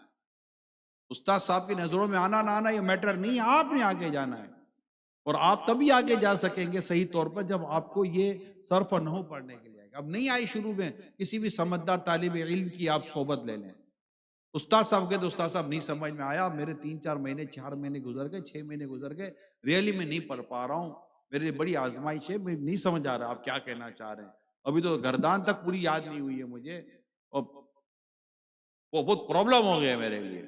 تو آپ کو انشاءاللہ جامعۃ المدینہ کی مجلس سے یہ بات، یہ انڈرسٹینڈنگ ہے، ایسے طلبہ کرام کو سنبھالا جائے گا، ایسے طلبہ کرام کو اور پڑھایا جائے گا، اس کو ایک صحیح اور تجربے کار استاد کی صحبت میں دیا جائے گا، تاکہ طالب علم دین یہ جامعۃ المدینہ چھوڑ کر نہ جائے، یہ پڑھے، اور اس کو الگ سے کلاسز دینی چاہیے۔ یہ جہاں جہاں دنیا بھر کے جامعۃ المدینہ میں یہ جو میرا بیان سنا جا رہا ہے، یہ میں بتا دوں یہ ہمارا پالیسی میٹر ہے کہ ایسی سروس، ایسی خدمت اور ایسی اپرچونٹی جامعۃ المدینہ میں دینی ہے ہم کو۔ اصل تو سہارا اس دیوار کو دینے کی ضرورت ہوتی ہے جو گر رہی ہو۔ یہاں جملہ تو دوسرا ہے کہ گرتی ہوئی دیوار کو ایک دھکا اور دو، دھکا دینے کی کیا ضرورت ہے گرتی ہوئی دیوار کو؟ مضبوط دیوار کو کون سنبھالتا ہے؟ مضبوط دیوار نے کئی دیواروں کو سنبھالا ہوا ہوتا ہے۔ اصل تو سہارا اس دیوار کو دیا جاتا ہے جو گرنے والی ہے، اس کو مضبوط کیا جاتا ہے جو گرنے والی ہے۔ اس طرح کے جتنے بھی طلبہ کرام ہوتے ہیں، چاہے اسلامی بہنوں کے جامعۃ المدینہ میں ہو یا اسلامی بھائیوں کے جامعۃ المدینہ میں ہو، جن کی پڑھائی کمزور رہ گئی، کوئی وجہ ہو، آپ اپنے طور پر مجلس کوشش کرے، اساتذہ کرام کوشش کرے، ناظم کوشش کرے. ہمارے تو ناظم بھی تو آلموسٹ مدنی ہوتے ہیں، شاید سارے مدنی ہوتے ہیں کم و بیش، بلکہ تدریسی کورس پاس کیے ہوئے ہوتے ہیں. اگر کوئی استاد صاحب ایسا جامع المدینہ ہے جس میں اتنی پوزیشن نہیں ہوتی تو وہاں کم از کم ناظم صاحب تو ہیں ہی نا. شاید ہی کوئی سا جامع المدینہ جہاں کوئی ناظم نہ ہو. تو مجلس ان کی خدمت میں درخواست کرے کہ آپ طلبہ کرام کو الگ سے ایسا وقت دے دے، کوئی نہ کوئی سسٹم. جیسے فیضان مدینہ میں تو مجھے پتا ہے، جامع المدینہ فیضان مدینہ جو عالمی مدی مرکز میں، یہاں تو یہ سسٹم ہے، مجھے جو یاد پڑتا ہے یہاں ہے، یہاں بنایا گیا ہے. مگر کہیں نہیں ہے یا ان کو اطلاع نہیں ہے یا ان کو معلوم نہیں ہے تو ایسا نہیں ہے. یہ کئی مدنی مشوروں میں باقاعدہ مجلس کے انڈرسٹینڈنگ ہے. اور یہ تمام طلبہ کرام کو پتہ ہونا چاہیے کہ جامعۃ المدینہ کے طریقہ کار میں یہ شامل ہے جو میں نے آج آپ سے درخواست کی ہے. اور اس کی وجہ یہی ہوتی ہے کہ کوئی بھی طالب علم دین چھوڑ کر نہ جائے صرف اس وجہ سے کہ میری پڑھائی کمزور ہے، میں پڑھ نہیں پا رہا ہوں. آپ نہ جائیے، آپ یہیں رہیں، پڑھے ہی رہنے سے کام ہوگا. یہیں پہ قسمت کھلے گی میری، یہیں پہ میرا کام ہوگا انشاءاللہ. چھوڑ کے نہ جائیں. کوئی بھی طالب علم اسلامی اسلامی چھوڑ کر نہ جائے. چھٹی ہو رہی ہے ٹھیک ہے، آپ اپنے آپ کو ریگولر کریں. پڑھائی نہیں آ رہی، آپ اپنے آپ کو ریگولر کریں. آپ لگے رہے، میری بات اپنی گرے سے باندھ لیں، جانا کہیں نہیں ہے. اور آپ کو انشاءاللہ کوئی جانے بھی نہیں دے گا. بلکہ اللہ نہ کرے اگر گھر کے مسائل ایسی کوئی چیز ہو تو استاد صاحب کو چاہیے، مجلس کو چاہیے کہ امام اعظم علیہ رحمہ کی سنت کو عمل کرے، ان کے طریقہ کار کو عمل کرے. جیسے امام ابو یوسف کو اٹھا کر وہ لے آئے تھے، اس طرح آپ ہمارے طالب علم کو اٹھا کر لے آئیے. کیا پتہ یہ بھی اپنے وقت کا کوئی بہت بڑا استاد بن جائے. اور آپ بھی کہیں کبھی ان کی بھی سیرت لکھی جائے گی، یہ وہی طالب علم ہیں جن کے استاد ہونے پر لوگ ناز کر رہے ہیں کہ یہ گھر چلے گئے تھے، مجبوری تھی، ماں باپ نہیں آنے دے رہے تھے، مگر ہمارے استاد صاحب ان کو لے کر آ گئے. اور آج یہ استاد صاحب، یہ طالب علم دین خود اتنے بڑے استاد بن گئے. کب کس کی مقدر میں کیا ہو، میں کیا پتا. اسی طرح جو واقعہ میں نے آپ کو بیان کیا، اس میں ایک اور بات جو ہمیں پتا چلی کہ جب تمام اسباب ختم ہو گئے تو اللہ کریم نے خواب کے ذریعے مدد کا سامان کیا. اس کو کہتے ہیں غیبی مدد. غیبی مدد ہوتی ہے اور اس کا انتظار کرے کہ میری غیبی مدد ہوگی. جو کند ذہن ہوتے ہیں نا، جن کو ایسا لگتا ہے کہ میں پڑھ نہیں پا رہا ہوں، روئے اپنے رب کی بارگاہ میں. یار روئے. کون ہے جو دماغ کی گرے کھولے گا؟ کون ہے جو سمجھنے کی صلاحیت دے گا؟ کون ہے؟ قلب کی گہرائی سے آواز آتی ہے، اللہ اللہ اللہ. میرا اللہ ہے جو میرے دماغ کی گرے کھول دے گا، میرے سینے کو کشادہ کر دے گا، مجھے سمجھنے کی صلاحیت دے دے گا. جب وہ نابینا کو ایسی صلاحیت دے دیتا ہے جو انگلی کے ذریعے علم حاصل کر کے قرآن کریم یاد کر لیتا ہے، کون ہے جو اسے یہ صلاحیت دیتا ہے؟ کون ہے جو اسے قوت دیتا ہے؟ کون ہے جو اسے ہدایت دیتا ہے؟ اللہ اللہ ہے. تو روئے بندہ اپنے رب کی بارگاہ میں کہ یا اللہ میں بھی تیرا بندہ ہوں، اتنے طلبہ کرام ہیں پڑھ رہے ہیں، مولا کریم مجھے بھی توفیق دے. کبھی غفلت میں پڑ گیا ہے، یا اللہ نہ کرے گناہوں میں پڑ گیا ہے، یا اللہ نہ کرے کوئی اور اس کو پرابلم ہو گیا ہے. جاتے کیوں ہو یار؟ جائے کیوں طالب علم دین؟ جائے کیوں؟ میں اپنے رب سے دعا کروں گا، میں اپنے رب سے کل عرض کروں گا، میرا رب میرے لیے دروازے کھولے گا. جی ہاں، ہمارا رب قادر مطلق ہے. اسی نے تو حضرت موسیٰ علیہ السلام کے لیے سمندر سے راستہ کھولا تھا. کس نے راستہ کھولا حضرت موسیٰ علیہ السلام کے لیے؟ ہمارے رب نے راستہ کھولا. سمندر دو حصے ہو گیا اور موسیٰ علیہ السلام اور اپنے ان کے ساتھی جو تھے نکل گئے. اور فرعون کے لیے وہی سمندر بند ہو گیا، غرق ہو گیا. وہ کون کرتا ہے؟ اللہ. حضرت ابراہیم علیہ السلام پر آگ سلامتی کے ساتھ ٹھنڈی کرنے والا کون تھا؟ اللہ. ابرہا کے لشکر، ہاتھی کے لشکر میں ابابیل کے ذریعے اس کو ہلاک کرنے والا کون ہے؟ اللہ. اللہ ہے میرا رب ہے. میں اس سے دعا نہ کروں، میں اس سے عرض نہ کروں اور میں چھوڑ کر چلا جاؤں کہ میرے گھر کے حالات ایسے تو میں چھوڑ کر چلا جاؤں، میرے پہ پریشر ایسا ہے کہ میں چھوڑ کر چلا جاؤں، میں پڑھ نہیں پاتا میں چھوڑ کر چلا جاؤں. میرے گھر کے حالات کون بدلے گا؟ اللہ. میرے ماں باپ کو سلامتی سے کون نوازے گا؟ اللہ. مجھے استقامت کون دے گا؟ میرا اللہ. میں اس سے دعا تو کروں، سے عرض تو کروں، مولا میں بھی تیرا بندہ ہوں، میں جانا نہیں چاہتا پڑھائی چھوڑ کر، مجھ پر کرم کر دے مولا. میں علم دین حاصل کرنا چاہتا ہوں، تیری رضا کے مطابق حاصل کرنا چاہتا ہوں، اور حاصل کر کے میں تیرے دین کا ڈنکا بجانا چاہتا ہوں، تیرے دین کی خدمت کرنا چاہتا ہوں. میں تیرے ان خوش نصیب بندوں میں شامل ہونا چاہتا ہوں کہ جو تیرے دین کی خدمت کرتے کرتے دنیا سے گئے. مولا مجھے اس دنیا کی خاک کے حوالے نہ کر، مجھے تو تیرے دین کے لیے قبول فرما. راستہ تو اللہ کھولے گا.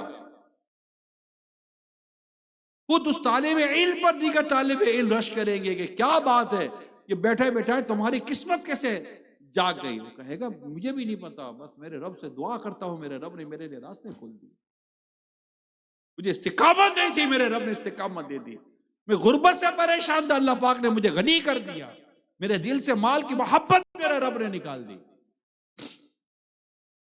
دعا کرے اپنے رب کے حضور. میرے تمام طلبہ کرام، اساتذہ کرام، جتنے بھی میرے اسلامی بھائی اسلامی بہنیں سن رہے، دعا کرو یا اللہ کرو، دعا کرو، دعا کرو اللہ سے، دعا کرو، رو رو کر دعا. سوچئے اللہ رحم کرنے والا ہے، ماؤں سے بڑھ کر اللہ رحم کرنے والا ہے. جب بندہ روئے اپنے رب کے حضور تو اللہ پاک اس پر بڑی رحمت کی نظر ڈالتا ہے، وہ کرم کر دیتا ہے. اور دعا اگر ہم نے کی بھی اور اس دعا میں روئے بھی،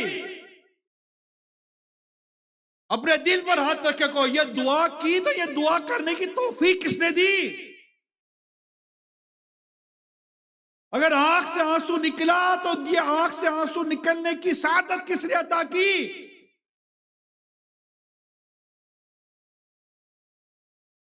یہ اس کو عاجزی کہتے ہیں. مولا میں کچھ نہیں، میں بے بس لاچار تیری رحمت کا محتاج ہوں.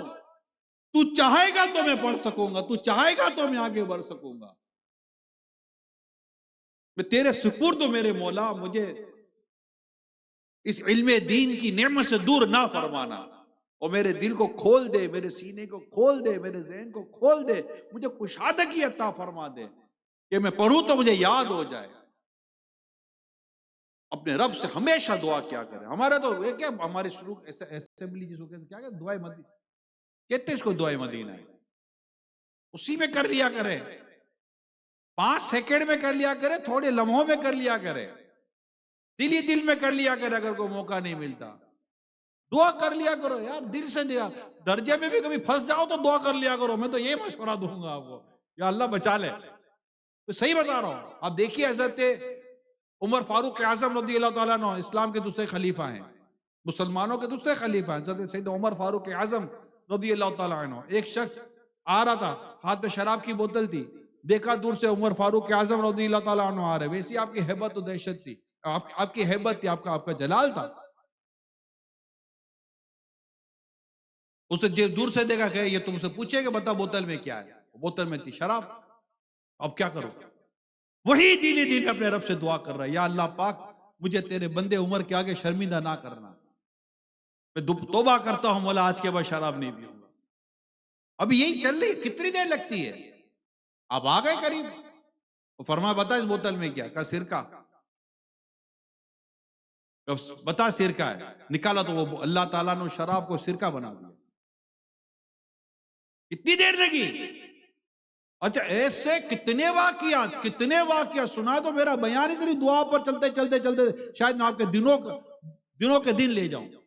اتنے واقعات ہے قبولیت دعا کے. اللہ اپنے بندے کی دعا کیسے قبول فرماتا ہے؟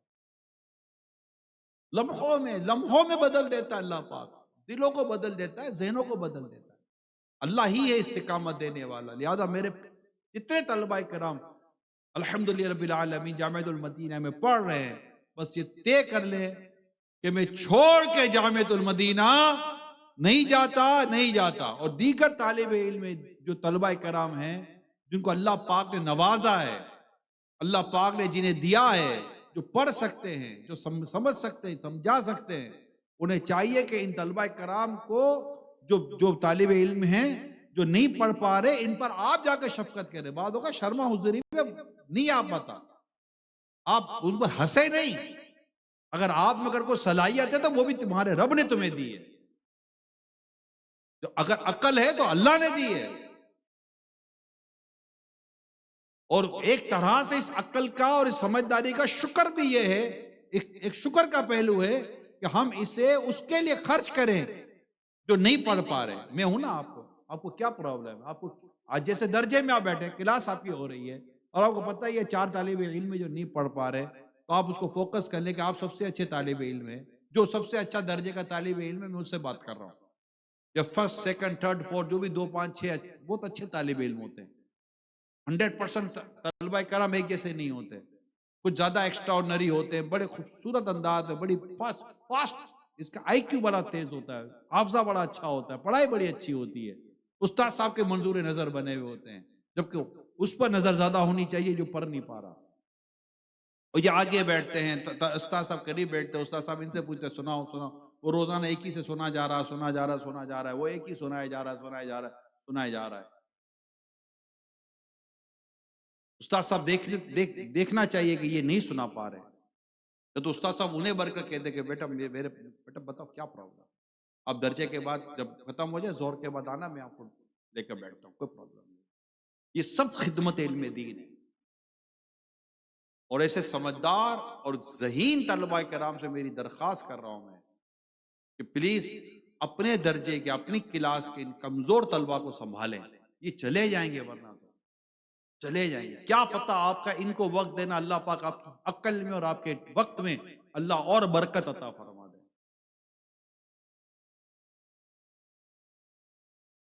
ایک اور بات جو ہمیں پتہ چلی اس واقعے سے، انہیں شہرت، تو انہوں نے خود کو بچایا. آپ کو یاد ہوگا امام غزالی علیہ رحمہ کا واقعہ ہم ملت سننے سے سنتے رہتے ہیں. یا آپ کہیں موجود تھے اور کسی نے کہا قال غزالی، غزالی کہتے ہیں، تو آپ وہیں موجود تھے. مووی اور فیس بک تو تھا نہیں، ویڈیو تو تھی نہیں کہ آپ کو پہچان لے گا چاہیے یہ امام غزالی ہیں. تو آپ سمجھ گئے کہ یہ تو میرے نام سے تو اقوال چل رہے ہیں کہ میں نے کہا ہے. تو آپ وہاں شہر سے نکل گئے تو شہرت ہو جائے گی. شہرت سے شہرت سے دور رہتے تھے. پڑھائی کرنی ہوتی تھی، کچھ کرنا ہوتا تھا. بعد اوقات شہرت، ایک تو امام غزالی علیہ رحمہ نے بڑی خوبصورت بات دیکھی کہ اللہ پاک نے اپنے کئی بندے جنہیں اللہ پاک نے مشہور کیا، ان کو شہرت اللہ نے دی، وہ شہرت کے پیچھے گئے نہیں. ان کو شہرت اللہ نے دی کہ وہ اللہ پاک کے دین کو عام کرتے رہے، دین کو پھیلاتے رہے. اللہ پاک نے ان کی محبتیں اپنے بندوں کے دلوں میں ڈالی ہیں. وہ شہرت کے پیچھے گئے نہیں. اولیاء کرام تھوڑی شہرت کے پیچھے جاتے ہیں. یہ اس وقت کی بات ہے. اور آج تو شہرت کے لیے باقاعدہ اتنا بڑا پلیٹ فارم موجود ہے سوشل میڈیا کا. تو ایسی ویڈیوز، اب تو آپ سوشل میڈیا پر ویڈیو بنا کر آپ اپلوڈ کر دو اور آپ سوچو گے کسی کوئی دیکھے گا نہیں تو بھی ڈالی کیوں تھی، کوئی دیکھے گا نہیں تو. اور بعض اوقات ایسی احمقانہ ویڈیوز بناتے ہیں. جی ہاں، یہ امامے والوں کی بات کر رہا ہوں، داڑھی والوں کی بات کر رہا ہوں، اور ان کے ساتھ ٹائٹل لگے ہوئے ہوتے ہیں، میں ان کی بات کر رہا ہوں. ایسی احمقانہ ویڈیو بناتے ہیں کہ سر پر ہاتھ تک کا بندہ بیٹھے گا اللہ خیر کر اس کو کیا ہو گیا ہے. کیمرہ دیکھ کر اس کی عقل کہاں چلی گئی، سمجھداری کہاں چلی گئی، ذہانت کہاں چلی گئی. یہ کیا بنا رہا ہے، یہ کیوں بنا رہا ہے. یہ اچھا یہ بھی نہیں سمجھ میں آ رہا کہ کیوں بنا رہا ہے. نتیجہ آپ کو یہی ملے گا کہ بھائی ہم کو بھی آنا ہے، ہم کو بھی لوگ پہچانے، چاہے کسی بھی نام سے پہچانے، کسی بھی عنوان سے پہچانے، ہمیں دیکھ کر کچھ بھی نیچے لکھ دیں، لیکن آئے تو آنا تو پڑے گا بھیا. نہیں آؤ گے تو جیو گے کیسے؟ تمہارا ویڈیو نہیں، تمہارا یوٹیوب پہ تم نہیں ہو، تم فیس بک پر نہیں ہو، تم فلاں پر ہی ہو، تم واٹس ایپ پر نظر ہی نہیں آتا ہے، کدھر ہے کدھر. ہاں آتا ہوں، آوے کہ نہیں آوے، بنانا آوے نہیں آوے، بولنا آوے نہیں آوے، ضرورت ہو یا نہ ہو، لیکن یار لوگ کیسے پہچانے گے.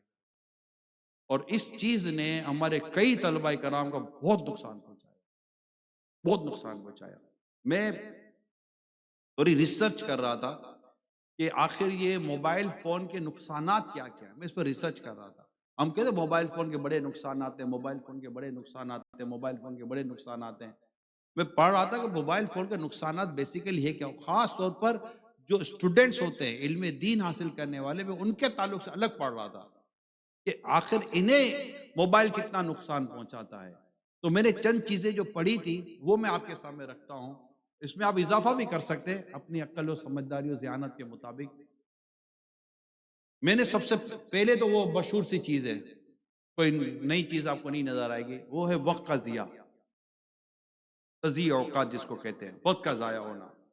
اس پہ شاید آپ کو ویسا لگے گا کہ یار یہ تو سمجھ نہ آنے والی بات ہے، یعنی اور ایک طالب علم دین کا عام لوگوں کے مقابلے میں ایک ایک لمحہ قیمتی ہے، ایک ایک لمحہ قیمتی ہے۔ اور آپ کی جو عمر ہے، آپ کی جو جوانی ہے، آپ کی جو نوجوانی ہے، آپ سے جو امت کی امیدیں وابستہ ہیں، آپ سے جو آپ کے ماں باپ کی امیدیں وابستہ ہیں، آپ سے جو آپ کے استاد کی امیدیں وابستہ ہیں، اور آپ سے جو آپ کی تنظیم کی امیدیں وابستہ ہیں، آپ کا اس کا اندازہ ہی نہیں ہے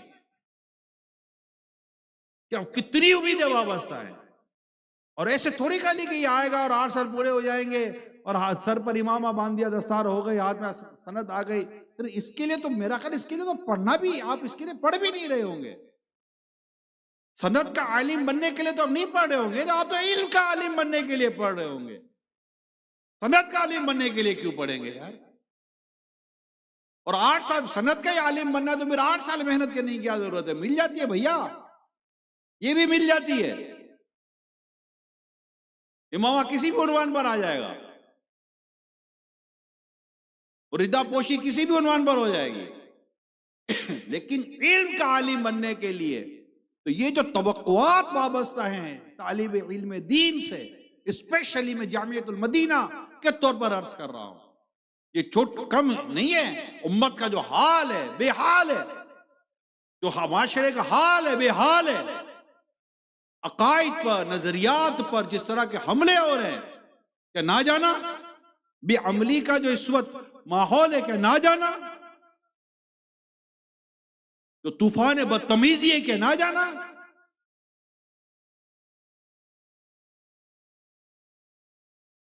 دنیاوی تعلیم کے نام پر جو کچھ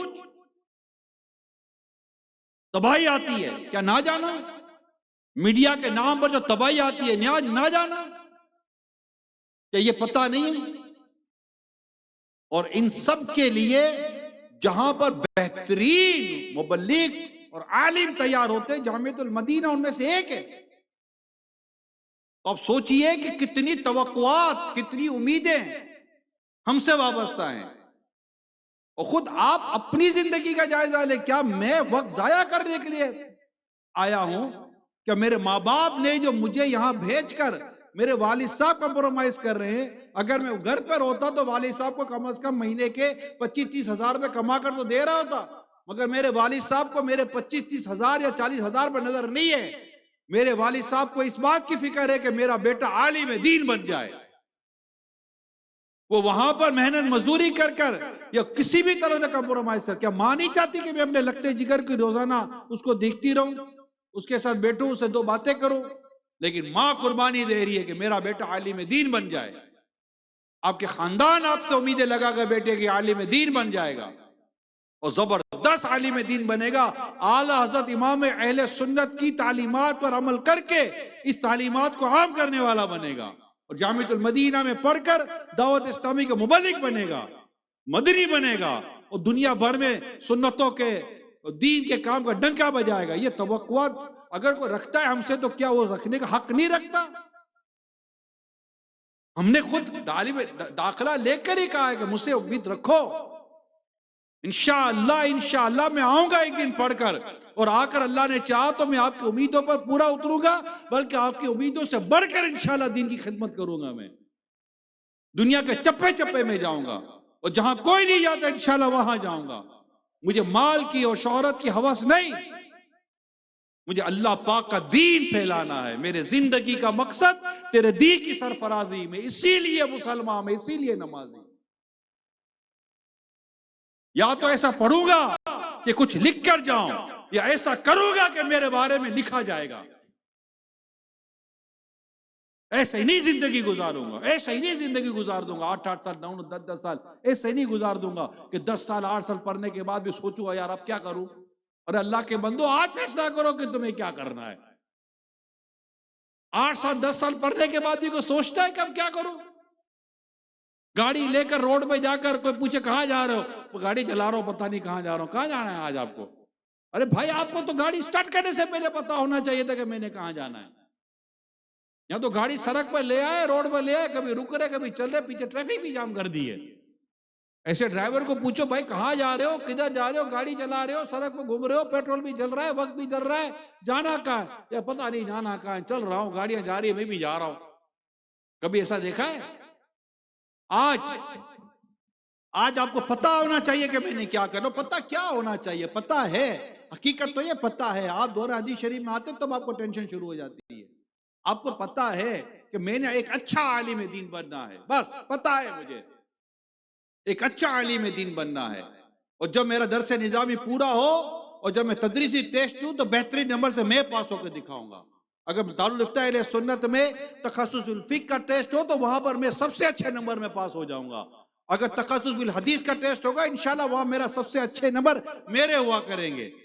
تخصص دعویٰ میں اگر مجھے جانا ہوا تو انشاءاللہ وہاں سے میرا مطالبہ ہوگا، مجھے یہ طالب علم چاہیے، میں ایسا پڑھنا چاہتا ہوں، میں ایسا۔ تو کیا یہ عام نہیں ہے؟ بہترین مسجد سے میرے نام کی انشاءاللہ ڈیمانڈ آئے گی، یار مجھے یہ چاہیے کہ اس کی امامت بہت اچھی ہے، ان کی قرات بہت اچھی ہے، ان کا علم بہت اچھا ہے، ان کا بیان بہت اچھا ہے۔ دعوت اسلامی نے جو انداز دیا عنوانات کا، دعوت اسلامی جو انداز دیا بیانات کا، الحمدللہ یہ وہ اسی طرح بیان کرتے ہیں۔ ہمارے مسجد کے نمازیوں کو ایسے امام کی ضرورت ہے جو ان کے جملہ مسائل کو سمجھتا ہو، ان کے گھریلو مسائل ان کے بیان سے حل ہوتے ہوں، ان کے اجتماعی اور معاشرتی اور معاشی مسائل ان کے بیان سے حل ہوتے ہوں۔ بے نمازی ان کا بیان سن کر مسجد میں آ کر نمازی بن جاتا ہو۔ ایسے کئی امام دعوت اسلامی کا الحمدللہ جن کے وجود کی برکت سے الحمدللہ اس مسجد میں نمازیوں کی تعداد بڑھ جاتی ہے۔ آپ کوئی پوچھے یار میں کیا کروں، میں کیا بنوں، یہ ہے نا، ان میں سے آئے تو صحیح میدان میں، اور کمپٹیشن بہت ہے، یہ بھی بتا دوں میں، اس میں تو جو جتنی زیادہ کوشش کرے گا تو زیادہ آگے بڑھے گا۔ اب آپ بتائیے کہ اتنی بڑی، اتنا بڑا کام ہے، اتنی بڑی دنیا ہے، اتنا بڑا ویژن ہے، اور یہ بیٹھا ہوا موبائل پر مسکرا رہا ہے، موبائل پر بہت مسکرا رہا ہے، تجھے دیکھ کر رونا آ رہا ہے۔ آپ مسکرا رہے ہو موبائل پر، آپ کو دیکھ کر رونا آ رہا ہے۔ آپ موبائل نکال کیسے سکتے ہیں ان حالات کے اندر کہ جبکہ اتنا بڑا مطلب کہ مقصد آپ کے ذہن کے اندر ہے۔ کو لگے یار یہ کہاں کی بات ہے؟ میں آپ کو بتاؤں پچھلے دنوں میں آؤٹ آف پاکستان میں تھا، پاکستان کے باہر ایک ادارے میں گیا۔ اب یقین مانے نہ مانے اس ادارے میں یہ اصول ہے کہ موبائل فون کسی طالب علم کے پاس نہیں، کسی بھی طالب علم کے پاس موبائل فون نہیں ہے۔ میں دیکھتا رہ گیا، کہا نہیں ہمارے رول ہے موبائل فون نہیں ہوگا، لیکن ان کے موبائل نہیں، بولا فون ہی نہیں ہے، ہمارا فون الاؤ ہی نہیں ہے۔ ہم ایسی زمین کی بات کر رہا ہوں، میں چاند پر نہیں گیا تھا، چاند پر تو پتہ نہیں کب جائیں گے کہ نہیں جائیں گے، میں اسی زمین کی بات کر رہا ہوں، پاکستان کے باہر کی بات کر رہا ہوں، ان کو علم دین سکھایا جا رہا تھا، ان کی بات کر رہا ہوں میں۔ ایک بھی طالب علم کے پاس موبائل فون الاؤ ہی نہیں ہے، موبائل فون الاؤ ہی نہیں ہے۔ اور کو پتہ ہے ان کو موبائل فون ہفتے میں ایک بار ملتا ہے، ہفتے میں ایک بار موبائل فون ملتا ہے۔ مجھے بیٹھے بیٹھے یاد آ، اس ٹائم میں نے سوچا تھا کہ یار چلو یہ بات میں اپنے طلبہ کرام کو جامعۃ المدینہ میں بیان کروں گا، مگر آج ابھی بھی سوچ کر نہیں آیا تھا، بیٹھے بیٹھے یاد آ گیا جب موبائل کی بات چلی تو کہ یار یہ صحیح کام کیا آپ لوگوں نے، کمال کا کام کیا، یہ تو آپ نے بہت بڑی خیر خواہی کی ہے طلبہ کرام کے ساتھ کہ آپ نے ان سے موبائل فون ہی لے لیا۔ اور موبائل فون اگر آپ سے لے لیا جائے تو آپ کو تھوڑے دنوں کے لیے لگے گا کہ میرے سر کے لیے تکیہ نکال لیا، میرے اوپر سے چادر کھینچ لی، اب میں سوؤں گا کیسے، میں جیوں گا کیسے۔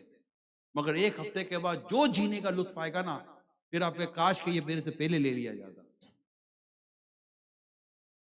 کاش میں اس سے الگ ہو جاتا۔ اس وقت میرا ابھی کام نہیں ہے، یہ میرے لیے نہیں ہے، اگر یہ ذہن بن جائے یہ میرے لیے نہیں ہے،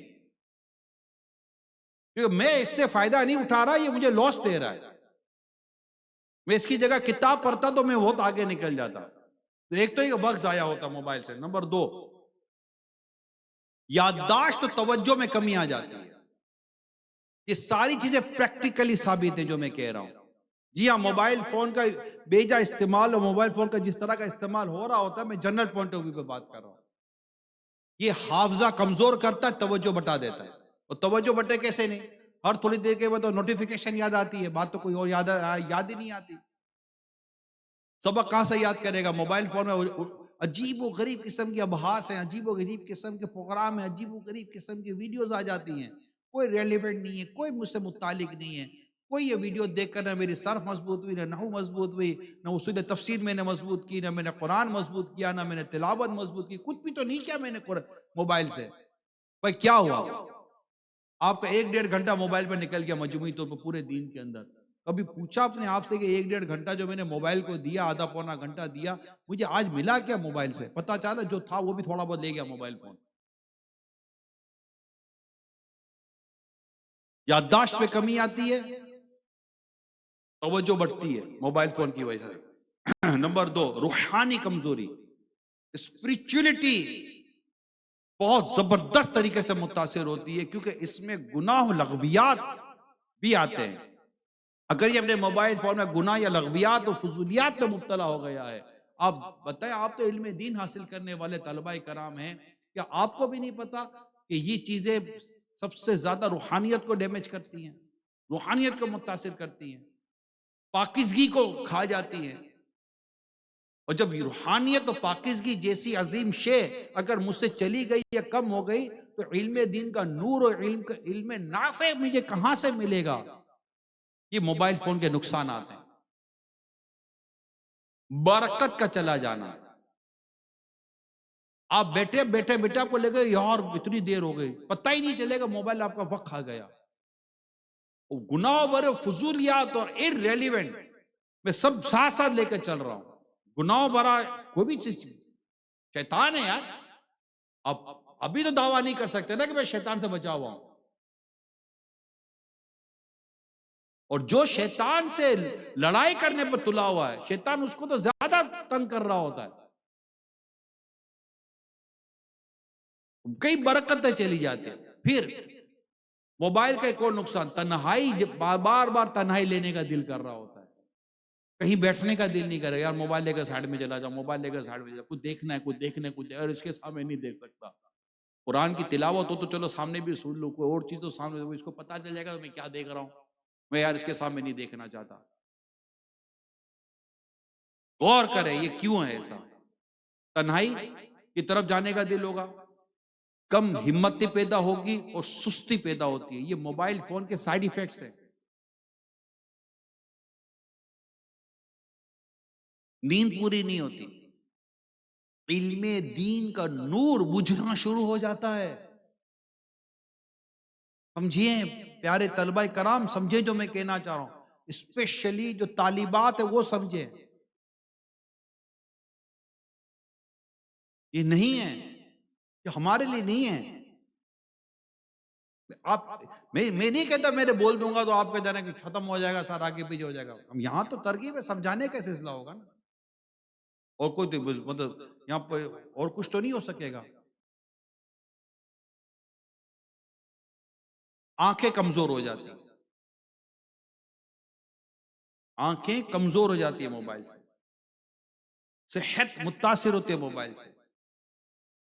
یہ سارے سائیڈ ایفیکٹ ریسرچ میں بیان ہوئے ہیں، اور اس کے علاوہ بہت سارے نقصانات. اب وہ نفع ہے بھی کہ نہیں ہے، میں نہیں کہتا نفع نہیں ہے، لیکن نفع والے کام ہم کرنے جیسے کہ نہیں پوزیشن میں نہیں ہے نا. ابھی آپ کا کام کتاب میں رہنا ہے، موبائل میں رہنا نہیں ہے. موبائل تشویش پیدا کرے گا، کتاب علم نافع پیدا کرے گی. موبائل دماغ کے اندر گندگی لا سکتا ہے، کتاب انشاءاللہ دماغ میں حسن ظن پیدا کرے گی.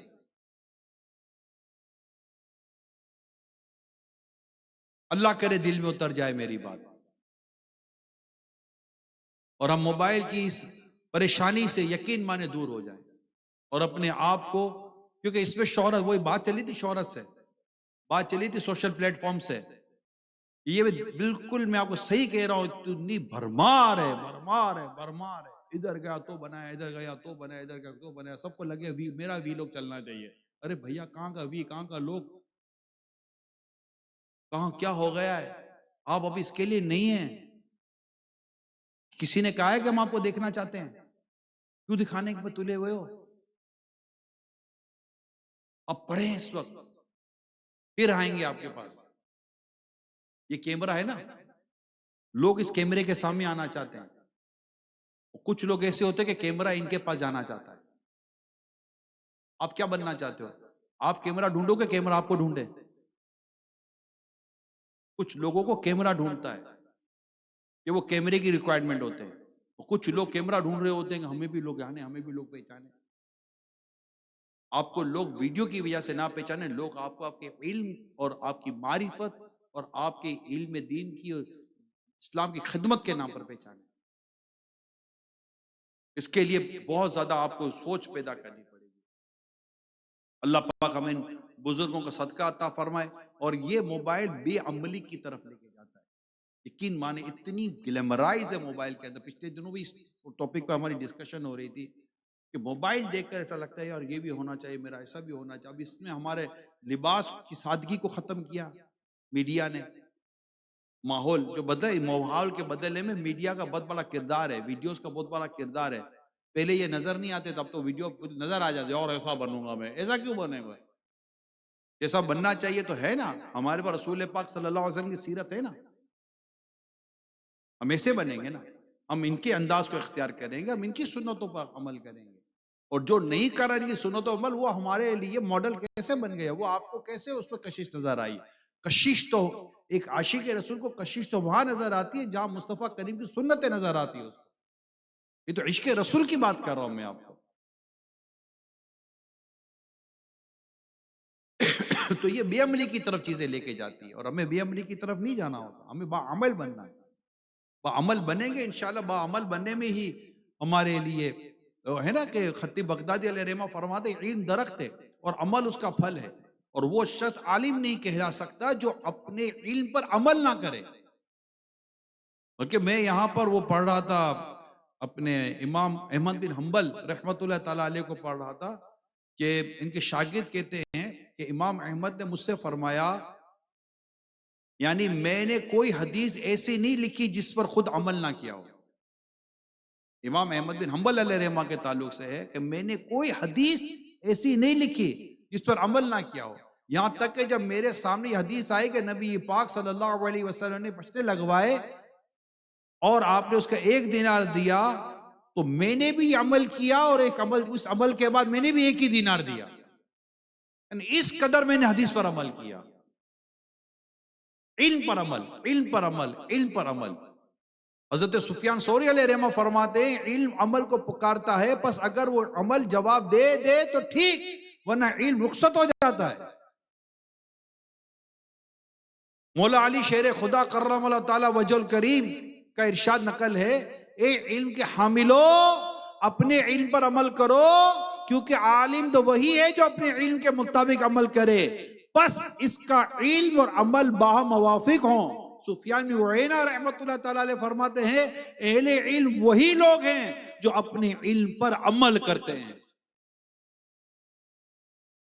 تو یہ علم پر عمل کرنا بڑا ضروری ہے، اور علم پر عمل کرنے کے لیے میں آپ کے سامنے چند چیزیں، کیونکہ ہم دعوت اسلامی کے دینی ماحول سے وابستہ ہیں، اور یقین مانے ہماری خوش قسمتی محض ایک ادارہ نہیں ہے، پوری تنظیم ہے۔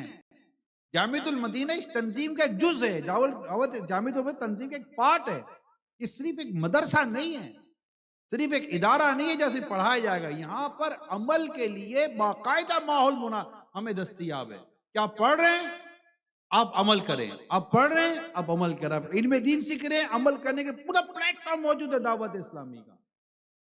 میں اس کے لیے آپ کی چند چیزیں درخواست کرتا ہوں، جامعۃ المدینہ کی مجلس کے لیے بھی، ہمارے اساتذہ کرام کے لیے بھی، اور ہمارے تمام طلبہ کرام اور جو طالبات اسلامی بہنیں ہیں وہ اپنے طور پر اس کو لینے کی کوشش کریں۔ چند چیزیں میں جلدی بیان کرنے کی کوشش کرتا ہوں۔ نمبر 1، اپنی اعمال کا جائزہ ضرور لے رہے ہیں۔ نیک اعمال کا جو رسالہ ہے جو طلبہ کرام کے لیے 92 ہے اور طالبات کے لیے تھوڑا ڈیفرنٹ ہے، اس کو ضرور اپنے اس میں لیں، اور اس کے لیے مجلس اس پر زیادہ کوشش کریں۔ نمبر 2، قافلوں میں سفر کریں۔ یہ تو ہے ہی ماہ قافلہ نومبر، لیکن جو جدول ہے آپ کے جامعۃ المدینہ کا، اس میں لازمی طور پر طلبہ کرام و اساتذہ کرام و مجلس لازمی طور پر قافلے میں سفر کریں۔ یہ باعمل بننے کے لیے میں آپ کو بتا رہا ہوں، باعمل بننے کے لیے بہت ضروری چیزیں ہیں یہ، اور علم کو آپ جو علم حاصل کر رہے ہیں اس پر بہت جلدی زبردست طریقے سے عمل شروع ہو جائے گا اور آپ کو لطف ملے گا. یعنی ہمارا اپنا تجربہ یہ ہے. آپ کہتے تو کسی کو 2 سال ہو گئے، 5 سال ہو گئے، 8 سال ہو گئے. ہمارا تو 25-30 سال کا تجربہ جامعۃ المدینہ کے ساتھ. اگر آپ ہمارے تجربے کی بات کریں تو ملک و بیرون ملک میں ان طالب علم کو زیادہ آسانی پیدا ہوئی جو کہ طالب علم بھی رہے اور دعوت اسلام کے دینی کام کرتے رہے. انہوں نے زیادہ ترقیاں کی ہیں، وہ زیادہ آگے بڑھے. بلکہ میں آپ کو ایک بڑا اہم واقعہ بیان کروں. فیصلہ آباد کا ایک واقعہ ہے. علماء کرام جماعت ہے جو ہمارے دیگر عاشقان رسول علماء اہل سنت جماعت، ان کے ساتھ ایک ملاقات کا سلسلہ تھا.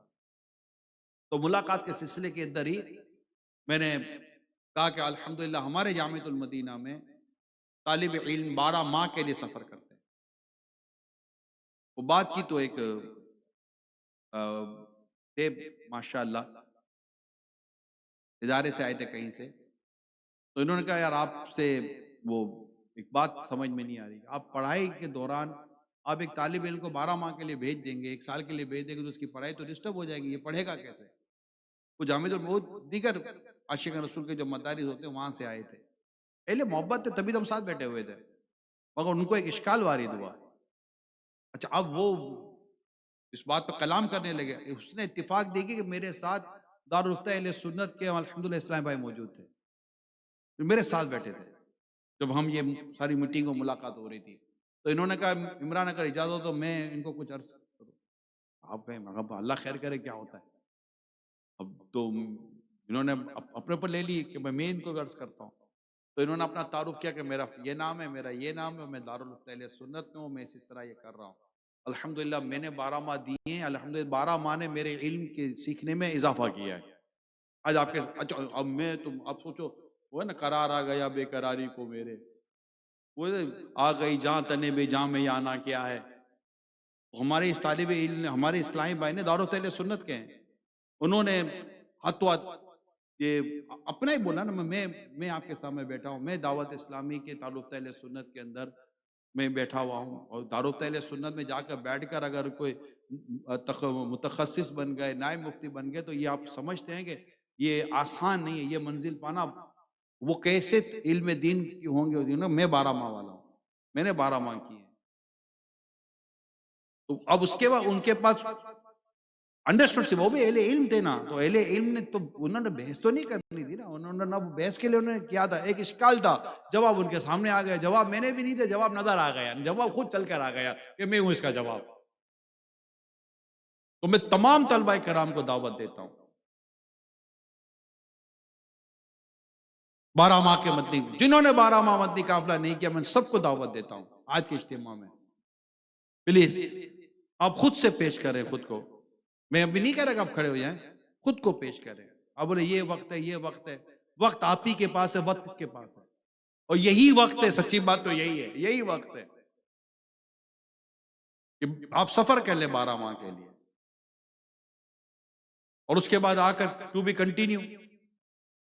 الحمدللہ آپ اس کی برکتیں دیکھیں، نہ دیکھیں تو کہیے گا آخر سینکڑوں طلبہ کرام نے 12 ماہ سفر کیا ہوا ہے نا.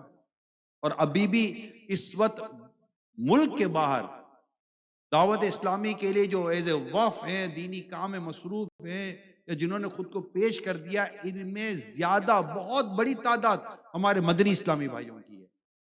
جامعۃ المدینہ کا کنٹریبیوشن بہت زیادہ ہے. مگر وہ کون ہیں جنہوں نے اس وقت دنیا بھر میں دین کے کام کو سنبھالا ہوا ہے، مسجدیں سنبھالی ہوئی ہیں اور دینی کام میں وہ اپنا حصہ ملا رہے ہیں؟ یہ وہ ہیں جنہوں نے زمانہ طالب علمی میں یہ سارے کام کیے تھے. ان کا درس نظامی بھی پورا ہوا، مدنی بھی ہو گئے، سند بھی مل گئی، درسار فضیلت بھی ہو گئی الحمدللہ. اور الحمدللہ دنیا بھر میں ملک و بیرون ملک خدمت بھی انجام دے رہے ہیں. کیا ہوا؟ کون کہتا ہے کہ جناب یہ پہلے کر لو نہ وہ پہلے کر لو؟ وہ جو بھی کہتا ہے اس کو اپنی جگہ پر ہے. یہ دیکھو کہ امیل سنت کیا فرماتے ہیں، ہمارے شیخ کیا فرماتے ہیں، ہمارے بڑے کیا کہتے ہیں. امیل سنت کی سوچ کیا ہے. امیل سنت کی سوچ سے ہٹ کر جب بھی کبھی کوئی بات آئے تو آپ اس کو، میری درخواست یہی ہے، آپ ہیں کس کے یار؟ امیر اہل سنت کے. ہم کس کے ہیں؟ امیر اہل سنت کے. دعوت اسلامی کس کی؟ امیر سنت کی. جامع المدینہ کس کے؟ امیر سنت کے. تو کوئی بھی چاہے طالب علم ہو یا نگران ہو یا ذمہ دار ہو، کوئی بھی ہو، ہمیں اتنی تو سمجھ آ جائے گی کہ یہ جو گفتگو ہے نا، یہ مزاج امیر سنت کے خلاف ہے، یہ امیر سنت کے بتائے ہوئے طریقے کے خلاف ہے، یہ دعوت اسلامی کے دیے وہ اصول انداز کے خلاف ہے. نہ میرا موبائل اس پہ استعمال ہوگا، نہ میں استعمال ہوگا، نہ میرا کوئی ادارہ استعمال ہوگا، کچھ بھی نہیں. میں بھی دعوت اسلامی والا، میرا موبائل بھی دعوت اسلامی والا ہے. بس بات سمجھ رہے؟ اللہ کرے آپ میری بات سمجھ جائیں. اب بھی نہیں سمجھو گے تو کب سمجھو گے؟ میں بھی دعوت اسلامی کے جو انداز ہیں، جو طریقہ کار ہے، میں اس میں مکمل طور پر میں اس میں ڈھلا ہوا ہوں. نہ مجھے ادھر کا نظر آتا ہے، نہ ادھر کا نظر آتا ہے. مجھے صرف میری دعوت اسلامی اور میری تنظیم کا کام اور میری تنظیم کے اصول مجھے نظر آتے ہیں. اس میں انشاءاللہ پیار، محبت، امن، ہر چیز موجود ہے. آپ کی ترقی بھی اس سے موجود ہے. انشاءاللہ دین کا فائدہ، مسجدوں کی تعمیر، دنیا بھر میں دین کا کام جو ہو رہا ہے ان اصولوں پہ رہ کر ہو رہا ہے. آج ہم دنیا میں جا کر جو مسجدیں بناتے ہیں ان اصولوں کے وجہ سے بناتے ہیں. آج جو دنیا بھر سے چندہ آتا ہے، ڈونیشن، جی ہاں میں آپ کو بالکل الحمدللہ رب العالمین جو میرے معلومات لاسٹ میری معلومات ملی، اللہ پاک کی رحمت سے اس سال بھی دعوت اسلامی کا ٹیلی تھون پچھلے سال سے بڑا ہے الحمدللہ. آپ سب کی کوششیں شامل ہیں. ہم ڈونیشن میں پلس ہوتے ہیں. یہ بات الگ ہے کہ جتنے ہمارے اخراجات ہیں، یعنی مثال کے طور پر ہمارے خرچے اگر 35 سے 40% بڑھے تو اس کے مطابق بھی ڈونیشن بڑھنا چاہیے، کیونکہ مہنگائی بھی اس کے بڑھتی چلی جا رہی ہے نا. آئے دن آپ کا پیٹرول مہنگا اور آئے دن آپ کے الیکٹرک کے یونٹ بھی مہنگے ہو رہے ہیں. تو مساجد کی کوئی بجلی فری تھوڑی ہوتی ہے. یا دعوت اسلامی کے نام پہ جو ٹرانسپورٹ چلتی ہے، آپ بھی تو ٹرانسپورٹ کے ذریعے یہاں ہیں نا، کہ پیدل چل کر آئے سارے. اس طرح اور سینکڑوں قسم کے اخراجات ہیں. مگر دعوت اسلامی پہ اعتماد بڑھ رہا ہے نا. جو دعوت اسلامی مساجد میں چندے کا کرتی ہے، دعوت اسلامی چندہ کرتی ہے، اور یہ چندہ کرتی ہے. سب کو یہی ہے کہ چندہ کرتی ہے تو سب کو ہوگا ہی، تو سب مل کے کر رہے چندہ. آپ بھی کرو چندہ. جتنی دیر چندہ کر رہے ہو اتنی دیر چندہ کر لو تو اور چندہ بڑھ جائے گا. اور یہ چندے کا ہے کیا؟ چندے کا ہے کیا؟ چندے کی مسجد ہے، چندے کا جامع المدینہ ہے، چندے کا مدرسۃ المدینہ ہے.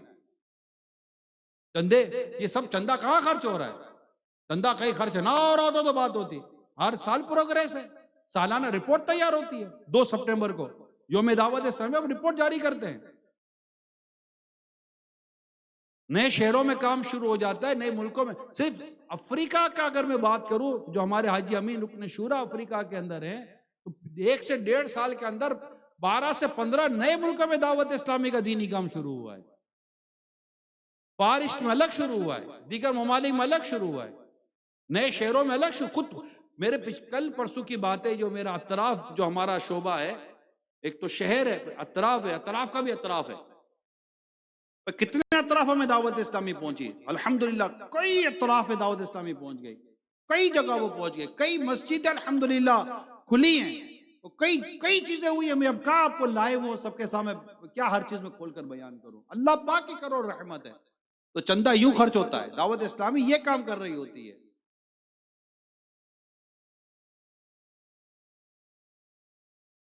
چلو باپو نے بھی لگے ہاتھوں اپنا کام کر لیا. 4 ارب روپیہ تقریباً خرچہ ہے جامعۃ المدینہ بوائز کا. 4 ارب. آئیے عین والا نہیں، الف والا ارب ہے. ہو رہا ہے نا. دعوت اسلامی مقروض نہیں ہے. دعوت اسلامی کسی سے قرضہ لے کے نہیں چلتی. دعوت اسلامی کو جب بھی چندے کی ضرورت ہوتی ہے، الحمدللہ ہمارے یہ اسلامی بھائی موجود ہیں، یہ جاتے ہیں لے کر آ جاتے ہیں، اور ان کو پتہ ہے کہ خرچہ کہاں ہو رہا ہے. چندہ کرنے والے کو پتہ ہے کہ چندہ کہاں خرچ ہو رہا ہے، کیونکہ ہمارے پاس وہ چندہ کرنے والے ہیں جو چندہ دینے والے ہیں. جو چندہ دینے والے ہیں ان میں ایک بڑی تعداد ہے وہی چندہ کرنے والے ہیں. ان کو پتہ ہے کہ یہ چندہ کہاں خرچ ہو رہا ہے، یہ ڈونیشن کہاں خرچ ہو رہا ہے، کن کن کاموں پر خرچ ہو رہا ہے، اور امت کو اس سے کیا فائدہ ہو رہا ہے. دنیا میں یہ دعوت اسلامی کے جو دینی کام اس وقت پھیل رہا ہے وہ پھیلتا ہی چلا جائے گا. الحمدللہ یہ چل پڑی ہے گاڑی، یہ رکتی بکتی نہیں ہے. میرے رب نے چاہا تو رکتی نہیں ہے، بلکہ چل بھی نہیں رہی ہے، الحمدللہ مدینے کی طرف اڑ رہی ہے اللہ کی رحمت سے، اور ابھی بہت دور تک جانا ہے، بہت دور تک جانا ہے، بہت دور تک جانا ہے۔ ابھی تو بہت سارے جامعۃ المدینہ کھولنے، ابھی تو ہوا ہی کچھ نہیں ہے۔ ہمارے بعض طالب تھوڑا ہمت توڑ دیتے کہ یار کتنے کھولیں گے، کیوں نہیں کھولیں گے یار، کیوں نہیں کھولیں گے؟ انشاءاللہ جامعۃ المدینہ اور ملٹی پلائی کریں گے جامعۃ المدینہ کو انشاءاللہ۔ کئی اہم شہروں میں جامعۃ المدینہ نہیں ہے، کئی اہم شہروں میں جامعۃ المدینہ نہیں ہے، اور انشاءاللہ بڑے بڑے جامعۃ المدینہ قائم کریں گے انشاءاللہ، بڑے بڑے۔ آپ جائیں گے تو آپ لگے کہ یونیورسٹی میں آ گیا ہوں، اتنے بڑے بڑے جامعۃ المدینہ بنیں گے، یونیورسٹیز بنیں گی۔ آپ جب جامعۃ المدینہ سے فارغ ہوں گے انشاءاللہ، بلکہ پڑھتے پڑھتے ہی آپ کو دعوت اسلامی کا یہ جو ادارے ہیں دارالمدینہ، وہ انشاءاللہ آپ کو لے کر چلے گا۔ آپ کو اللہ پاک نے چاہا تو، میرے طلبہ کرام کو پریشان ہونے کی رب نے چاہا تو ضرورت نہیں ہے، بس دعوت اسلامی کے ساتھ چلتے رہیں۔ آپ کی دینی اور دنیاوی تعلیم، آپ کی سکلز، آپ کی مہارت، آپ کی صلاحیتیں، آپ کی دعوت اسلامی انشاءاللہ آپ کو لے کر چلتی رہے گی، مگر آپ تحریک کے ساتھ چلیں، تنظیم کے ساتھ آپ چلیں۔ اور آپ کہیں یار یہ تو کہہ رہا ہے، ہوا تو کچھ نہیں ہے، ان سے پوچھو جن کے ساتھ ہوا ہے۔ کسی کے ساتھ نہ ہوا ہو تو بات کی جاتی ہے، ان سے پوچھو جن کے ساتھ ہو رہا ہے، جو پڑھ رہے ہیں، جو سیکھ رہے ہیں، جو آگے بڑھ رہے ہیں۔ کنز المدارس بورڈ کی کبھی رپورٹ تو پڑھے، کنز المدارس بورڈ اتنے کم عرصے کے اندر کہاں کے کہاں پہنچ گیا۔ تو کنز المدارس بورڈ کے ایفرٹس تو پڑھیں، آپ کا تو اپنا ہے، یہ تو آپ کا اپنا بورڈ ہے نا، یہ تو آپ کا اپنا بورڈ ہے نا۔ اور اتنے کم عرصے، سب کو پتا ہے اتنے کم عرصے میں اس نے جو نصاب تیار کیا، جو اس نے اپنی پلاننگ تیار کی، اور آگے فیوچر پلاننگ ہے، آؤٹ اسٹینڈنگ ہے۔ میں یہ وہ بات وہ نہیں کہہ رہا جو میری مجلس مجھے کہہ رہی ہے، نہیں نہیں نہیں، آپ کو شاید ہمارے ساتھ کام کا واسطہ نہیں ہے، میں وہ نہیں کہہ رہا۔ جو وزیٹر ہیں، جو اہل علم وزیٹر ہیں، اور جو اس کو بہت زیادہ بڑے انداز سے دیکھتے ہیں، جو بڑے ویژن سے دیکھتے ہیں، جب انہوں نے وزٹ کیا، انہوں نے ہمیں جو فیڈ بیک دیا، میں تو اس کی بات کر رہا ہوں۔ انہوں نے وہ فیڈ بیک دیا جو میرے ذمہ داروں نے مجھے بتایا بھی نہیں ہے۔ میں کہا یار اتنا کچھ کر رہے ہو، بتا تو صحیح۔ بولا یہ ہے نا بتانے والے، یہ بتائیں گے آپ کو ہم کیا کر رہے ہیں۔ کامیابی کا اپنا ساؤنڈ ہے، یاد رکھیے، کارکردگی کی اپنی آواز ہے، کام کرنے والا نہیں، اس کی کامیابی بولتی ہے کہ میں ہوں۔ الحمدللہ ماشاءاللہ جامعۃ المدینہ دیکھیے، مدینہ مدینہ ہماری جو دنیاوی تعلیم جو ہمارے دعوت اسلامی کے ذریعے جو ہو رہی ہے، جو ہمارے طلبہ کرام کی ہو رہی ہے، کنز المدارس بورڈ کے ذریعے ہو رہی ہے، اس سے پوزیشن ہولڈر ہے ہمارے اسٹوڈنٹ۔ پھر اسلامی فائنینس پر الگ کام ہو رہا ہے، الحمدللہ ہو رہا ہے۔ آپ کو آگے آنا ہے، فیوچر بہت بڑا ہے، کام بہت زیادہ ہے۔ آگے یار سنتے ہیں کوئی ہو تو نہیں رہا ہے، اس سب کے لیے اعلیٰ حضرت کا شعر ہے، اے رضا ہر کام کا ایک وقت ہے، دل کو بھی آرام ہو ہی جائے گا۔ ہمت میں رہے اور دعوت اسلامی کے دینی کاموں کے ساتھ خود کو مصروف رکھے۔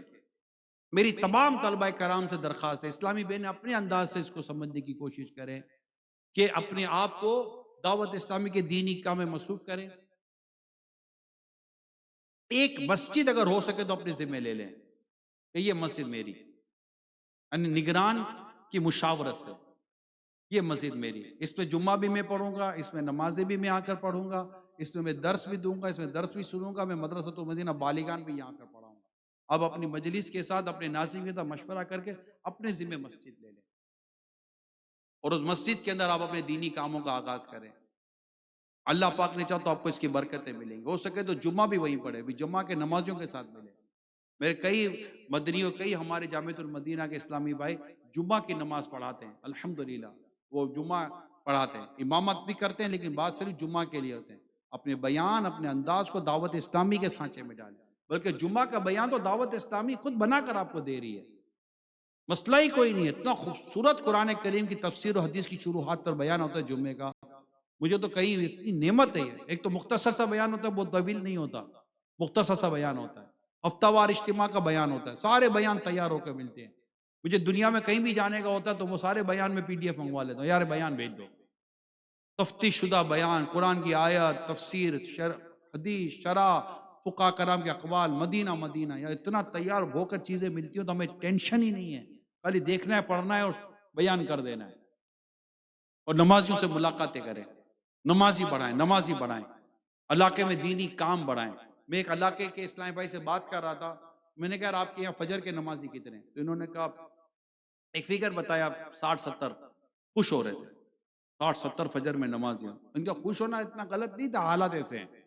میں نے کہا یار یہ بتاؤ کہ آپ کے علاقے میں مسلمان کتنے ہیں؟ اگر یہ سارے فجر میں آئے تو، یا ان کا 50% فجر میں آ جائے تو آپ کی تو جگہ تو ویسے تو 4 جگہیں بنانی پڑے گی۔ ہاں یہ تو ہے۔ میں نے کہا یار آپ 60-70 پر خوش ہونے کے بجائے افسردہ کیوں نہیں ہو رہے ہو؟ آنسو کیوں نہیں بہاتے ہو؟ ان کو کون لائے گا فجر کے اندر جو گھروں میں سوئے ہوئے ہیں، یہ جو جماعتیں چھوڑ کر گھروں میں نماز پڑھ لیتے ہیں؟ یہ تو ہے۔ اور کیا کروں میں؟ انفرادی کوشش کریں، سب کے لیے میں کہہ رہا ہوں، انفرادی کوشش، ایک پہ انفرادی کوشش کریں۔ آپ بھی فجر میں، آپ بھی فجر میں، آپ بھی فجر میں، فجر میں لائیں، دیگر جماعتوں کے ساتھ لائیں۔ اپنے طلبہ کرام کو دیکھیں جو آپ کے ساتھ جامعۃ المدینہ میں پڑھ رہے ہوتے ہیں، ان کی نمازیں با جماعت ہو رہی کہ نہیں ہو رہی، سب کو یہ اعلان کرنا تو میں نے کر دیا نا۔ جامعۃ المدینہ کے طلبہ وغیرہ سب سن ہی رہے نا۔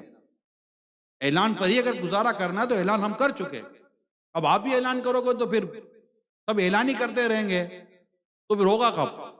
آپ انفرادی کوشش کریں، پیار محبت کے ساتھ، جماعت کے ساتھ مسجد میں جا کر نماز پڑھانے کی عادت بنائیں، مسجد آباد کریں گے انشاءاللہ۔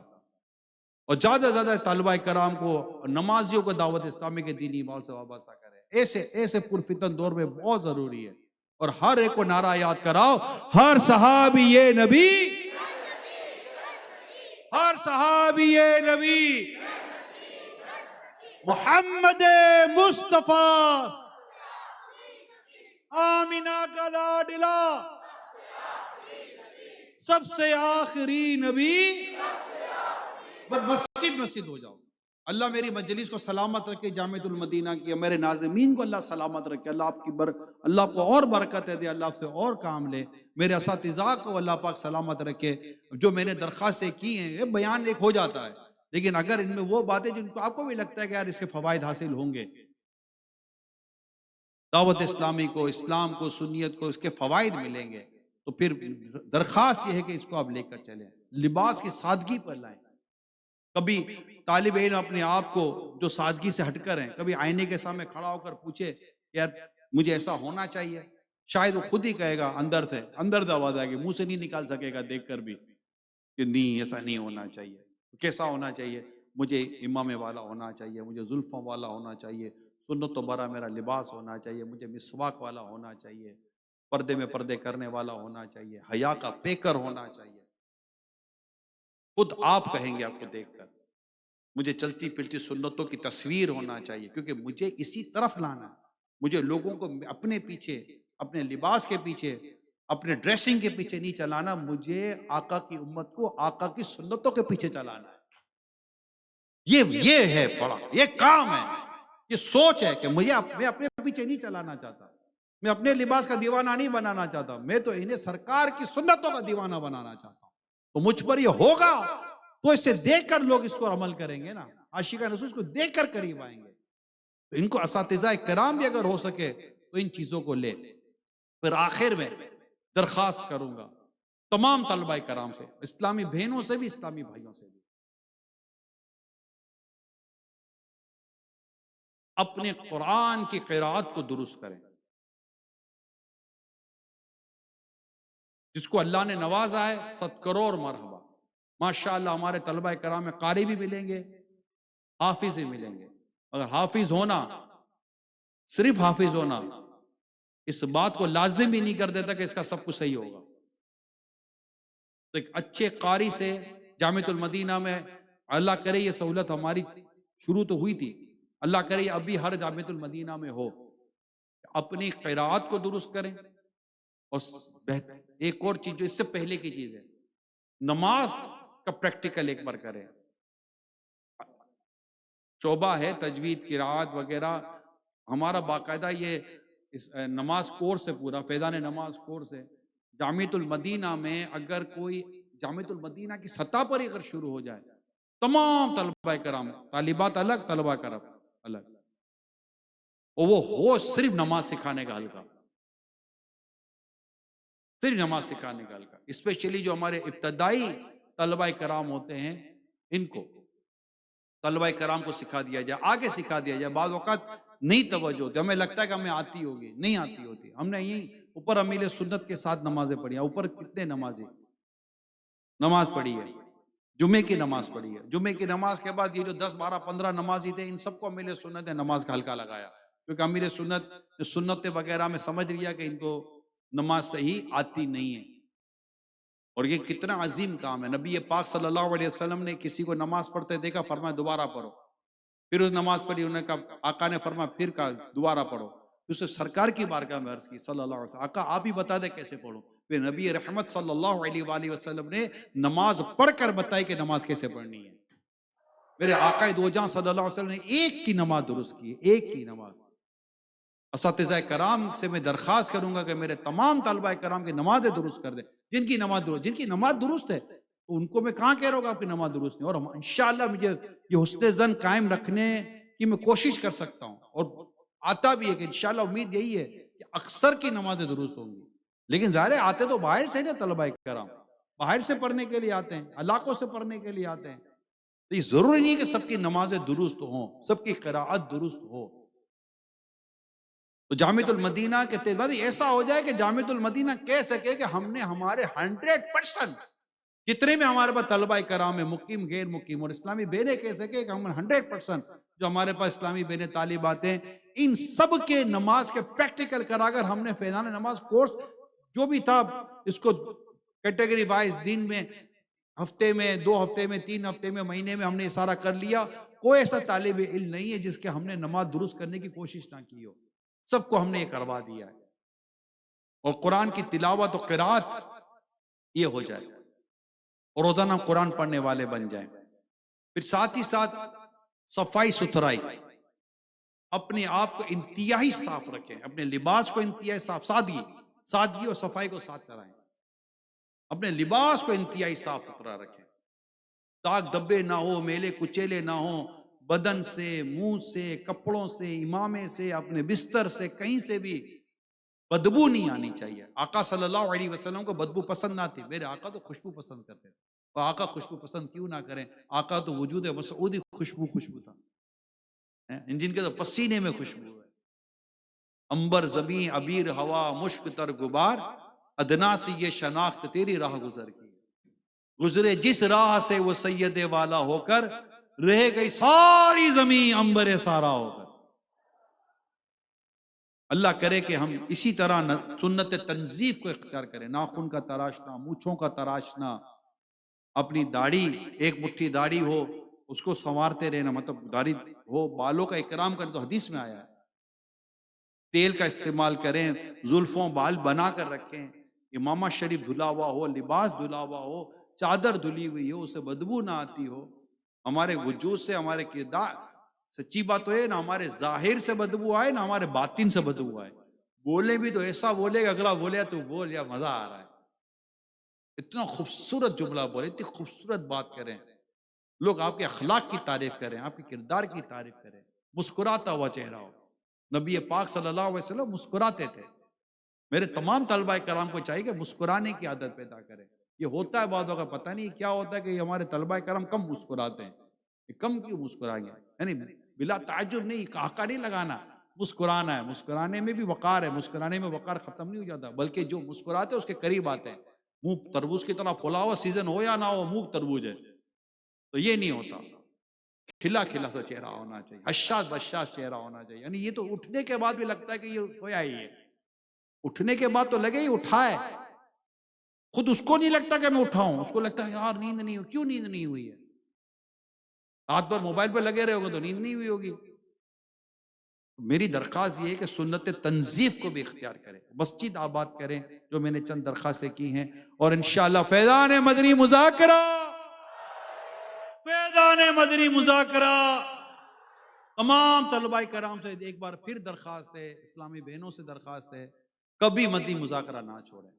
جامعۃ المدینہ کی مجلس اس کا اہتمام کریں، اور تمام طلبہ کرام کو آپ دیکھتے ہوگے نیپال کا جامعۃ المدینہ ہر ہفتے ایسا ڈسپلن کے ساتھ دیکھتے ہیں، اچھا کہیں ریگولر کسی ہفتے چھٹی نہیں ہوتی، بالکل ریگولر. نیپال کا جامعۃ المدینہ، نیپال گنج.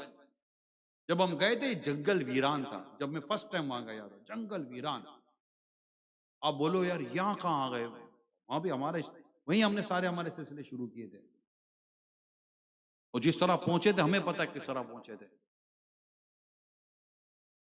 وہ کہتا گرتے پڑتے پہنچے، گر پڑ کے یہاں پہنچا نہیں ایسا تھا. لیکن آج الحمدللہ زبردست فیضان مدینہ جامعۃ المدینہ، اللہ کی رحمت سے، اللہ کی رحمت سے. اور ہمارے یہاں سے اساتذہ مفتیان کرام جاتے ہیں الحمدللہ وہاں پر. زبردست سلسلہ ہوتا ہے وہاں پر. آپ دیکھیں طلبہ کرام کو، اللہ کرے کہ میرے تمام ناظمین اس کو اگر لے لیں. میں نے ایک مثال دی ہے، یہاں بھی اس طرح کے طلبہ کرام جامعۃ المدینہ کے مختلف جگہ پر جمع ہوتے ہیں، مگر ان کا ایک ریگولر، جیسے حاجی شاہد کیسے آتے ہیں پاکستان مشاورت فیصلہ آباد سے، آپ کو ہر ہفتے مدی مذاکرے میں ایک ترتیب کے ساتھ نظر آتے ہیں. آتے ہیں نا، یہ یہاں بیٹھے ہوئے ہیں اور جو شرکا ہیں وہ بیٹھے ہوئے ہیں نظر آ رہے ہوتے ہیں. اور کہیں کہیں یہ ریگولر ہو رہا ہوتا ہے. اگر اس طرح ہر جامعۃ المدینہ ریگولر لے لے تو کوئی کمی تو نہیں ہے. جگہ بھی ہیں الحمدللہ، کمرے بھی ہیں ہمارے پاس، اور بالکل ایک ڈسپلن کے ساتھ ایک زبردست طریقہ. آپ دیکھیں اس وقت الحمدللہ اگر کوئی دیکھے اس وقت فیضان مدینہ، یہ ایسے جیسے امیر سنتے کہتے ہیں نور کی چادر جیسے تنی ہوئی ہے. الحمدللہ آپ دیکھیں اندر بار بار طلبہ کرام، اندر طلبہ کرام. میں مجلس کا شکریہ ادا کرتا ہوں جو ماشاءاللہ اتنا زبردست اہتمام کر دیتے ہیں، طلبہ کرام کو لاتے ہیں. اللہ پاک آپ کو اس کے جزائے خیر عطا فرمائے. اور دعوت اسلامی یہ آپ کی اپنی ہے. آپ جس طرح دعوت اسلام کو لے کر آگے بڑھیں گے وہ اپنی مثال آپ ہوگا. تو اس طرح مطلب کہ باہر بھی ماشاءاللہ باہر بھی بھرا ہوا ہے، جو میں اسکرین پر دیکھ رہا ہوں. اندر بھی الحمدللہ کون بالکل فیضان مدینہ بھرا ہوا ہے. باہر بھی میں نے وہ ابھی اس کے ذریعے دیکھا اپنے، باہر بھی ہماری دیکھے طلبہ کرام بیٹھے ہوئے ہیں الحمدللہ بالعالمین. اور صرف یوں نہیں بیٹھے، ان کو بٹھایا بھی جاتا ہے، ہر کوئی یوں نہیں بیٹھ جاتا. بٹھانے میں ہمارے اساتذہ اور ناظمین کی باقاعدہ کوشش ہوتی ہے. تو انشاءاللہ مدنی مذاکروں میں شرکت کریں گے. اللہ پاک ہمیں توفیق عطا کرے. کبھی بھی مدنی مذاکرہ چھوڑنے کی عادت نہ رکھیں. مدنی مذاکرہ جہاں بھی ہوں اس کی آپ اپنا اخلاقی ذمہ داری لیں، تنظیمی ذمہ داری لیں، علم دین سیکھنے کا بہترین ذریعہ لیں. ایک مدنی مذاکرہ ہمارے علم دین میں بہت اضافہ کرتا ہے الحمدللہ. اور اب تو الحمدللہ ہر ہفتے جب تک ہم سے ہو سکے گا ہر ہفتے یاد مکہ مدینہ بھی ہے نا.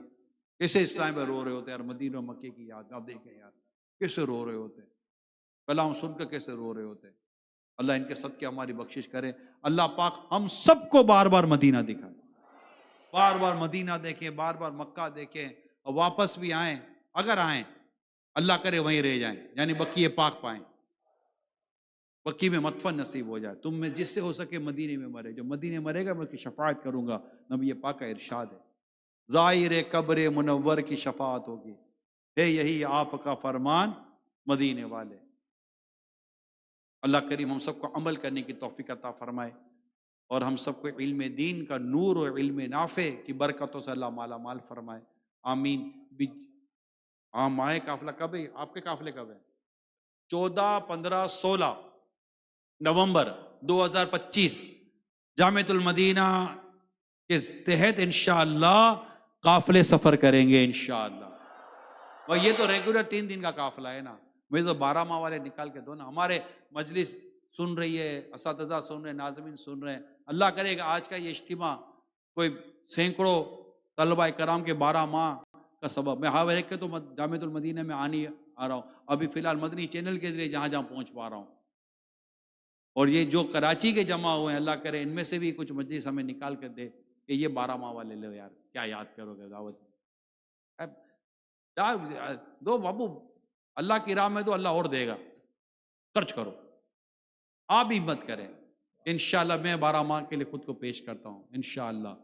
اور میں 12 ماہ قافلہ سب کر کے انشاءاللہ پھر اپنی پڑھائی کو جاری کروں گا انشاءاللہ انشاءاللہ انشاءاللہ. تمام جامعۃ المدینہ کے طلبہ کرام اس سے کوشش کریں. اسلامی بہنیں جو طالبات ہیں ان سے درخواست ہے، اور دیگر اسلامی بہنوں سے بھی درخواست ہے، اپنے محرم کو تیار کریں اس قافلوں کے لیے. اور یہ ماہ قافلہ نومبر کا انشاءاللہ خوب اللہ نے چاہا تو اس کی برکتیں نصیب ہوں گی. تو 14، 15 اور 16 یہ جامعۃ المدینہ کے طلبہ کرام، صرف طلبہ کرام کے اساتذہ کا اچھا سب باپو کہہ رہے ہیں سب اللہ جامعۃ المدینہ ہی بند ہو گئے، اساتذہ کرام بھی، مجلس بھی. کیا بات ہے. چلو پتہ چل جائے گا انشاءاللہ 17 کو پتہ چلے گا. ماہ قافلہ ہے، مگر ہمارا تو دعوت اسلامی کا تو وہ ہے نا کہ یہاں تو مدر ڈے مناتے ہیں تو فادر ڈے مناتے ہیں، ادھر تو روز مدر ڈے، روز فادر ڈے، روز ماں باپ کو رحمت کی نظر سے دیکھو، روز حج کا ثواب کماؤ. تو یہ ہے، یہاں تو ہر ماہ قافلہ ہی قافلہ ہے. جامعۃ المدینہ کے جدول میں تو قافلہ شامل ہے، ہفتہ وار اجتماع شامل ہے. طلبہ کرام جتنا ہفتہ وار اجتماع میں برکتیں اور رونقیں بڑھا سکتے ہیں نا، یقین مانیں آپ تو ہیں ہی جامعۃ المدینہ میں. آپ کو تو کام کا چھوڑ کر تو آنا نہیں ہے کہ دکان بند نہیں ہوئی تھی، یہ تھا وہ تھا. مجلس خود ہی اہتمام کرتی ہے، آپ کو لاتی ہے آپ کے ہفتہ وار اجتماع میں. تو تمام طلبہ کرام اول تا آخر ہفتہ وار اجتماع میں شرکت کی نیت کریں. اللہ توفیق دے تو مدرسۃ المدینہ بالیغان ضرور پڑھائیں. آپ کی اپنی دعوت اسلامی ہے، آپ کو بار بار یہ ترغیب، یقیناً ترغیب ایک کام کا حصہ ہے، لیکن آپ کی اپنی دعوت اسلامی ہے. کہتے ہیں یار میری دعوت اسلامی، مجھے کیا ترغیب کی ضرورت ہے، سارے کام میرے ہی تو ہیں، میں نہیں کرنے ہیں. اور میں انشاءاللہ سارے دینی کام جو دعوت اسلامی کے تحت مخصوص دینی کام ہے انشاءاللہ ہم بھی کریں گے. اللہ پاک عمل کرنے کی توفیق عطا فرمائے. آمین بجاہ خاتم نبیین صلی اللہ تعالی علیہ وآلہ وسلم. صلو علی الحبیب. صلی اللہ تعالی علی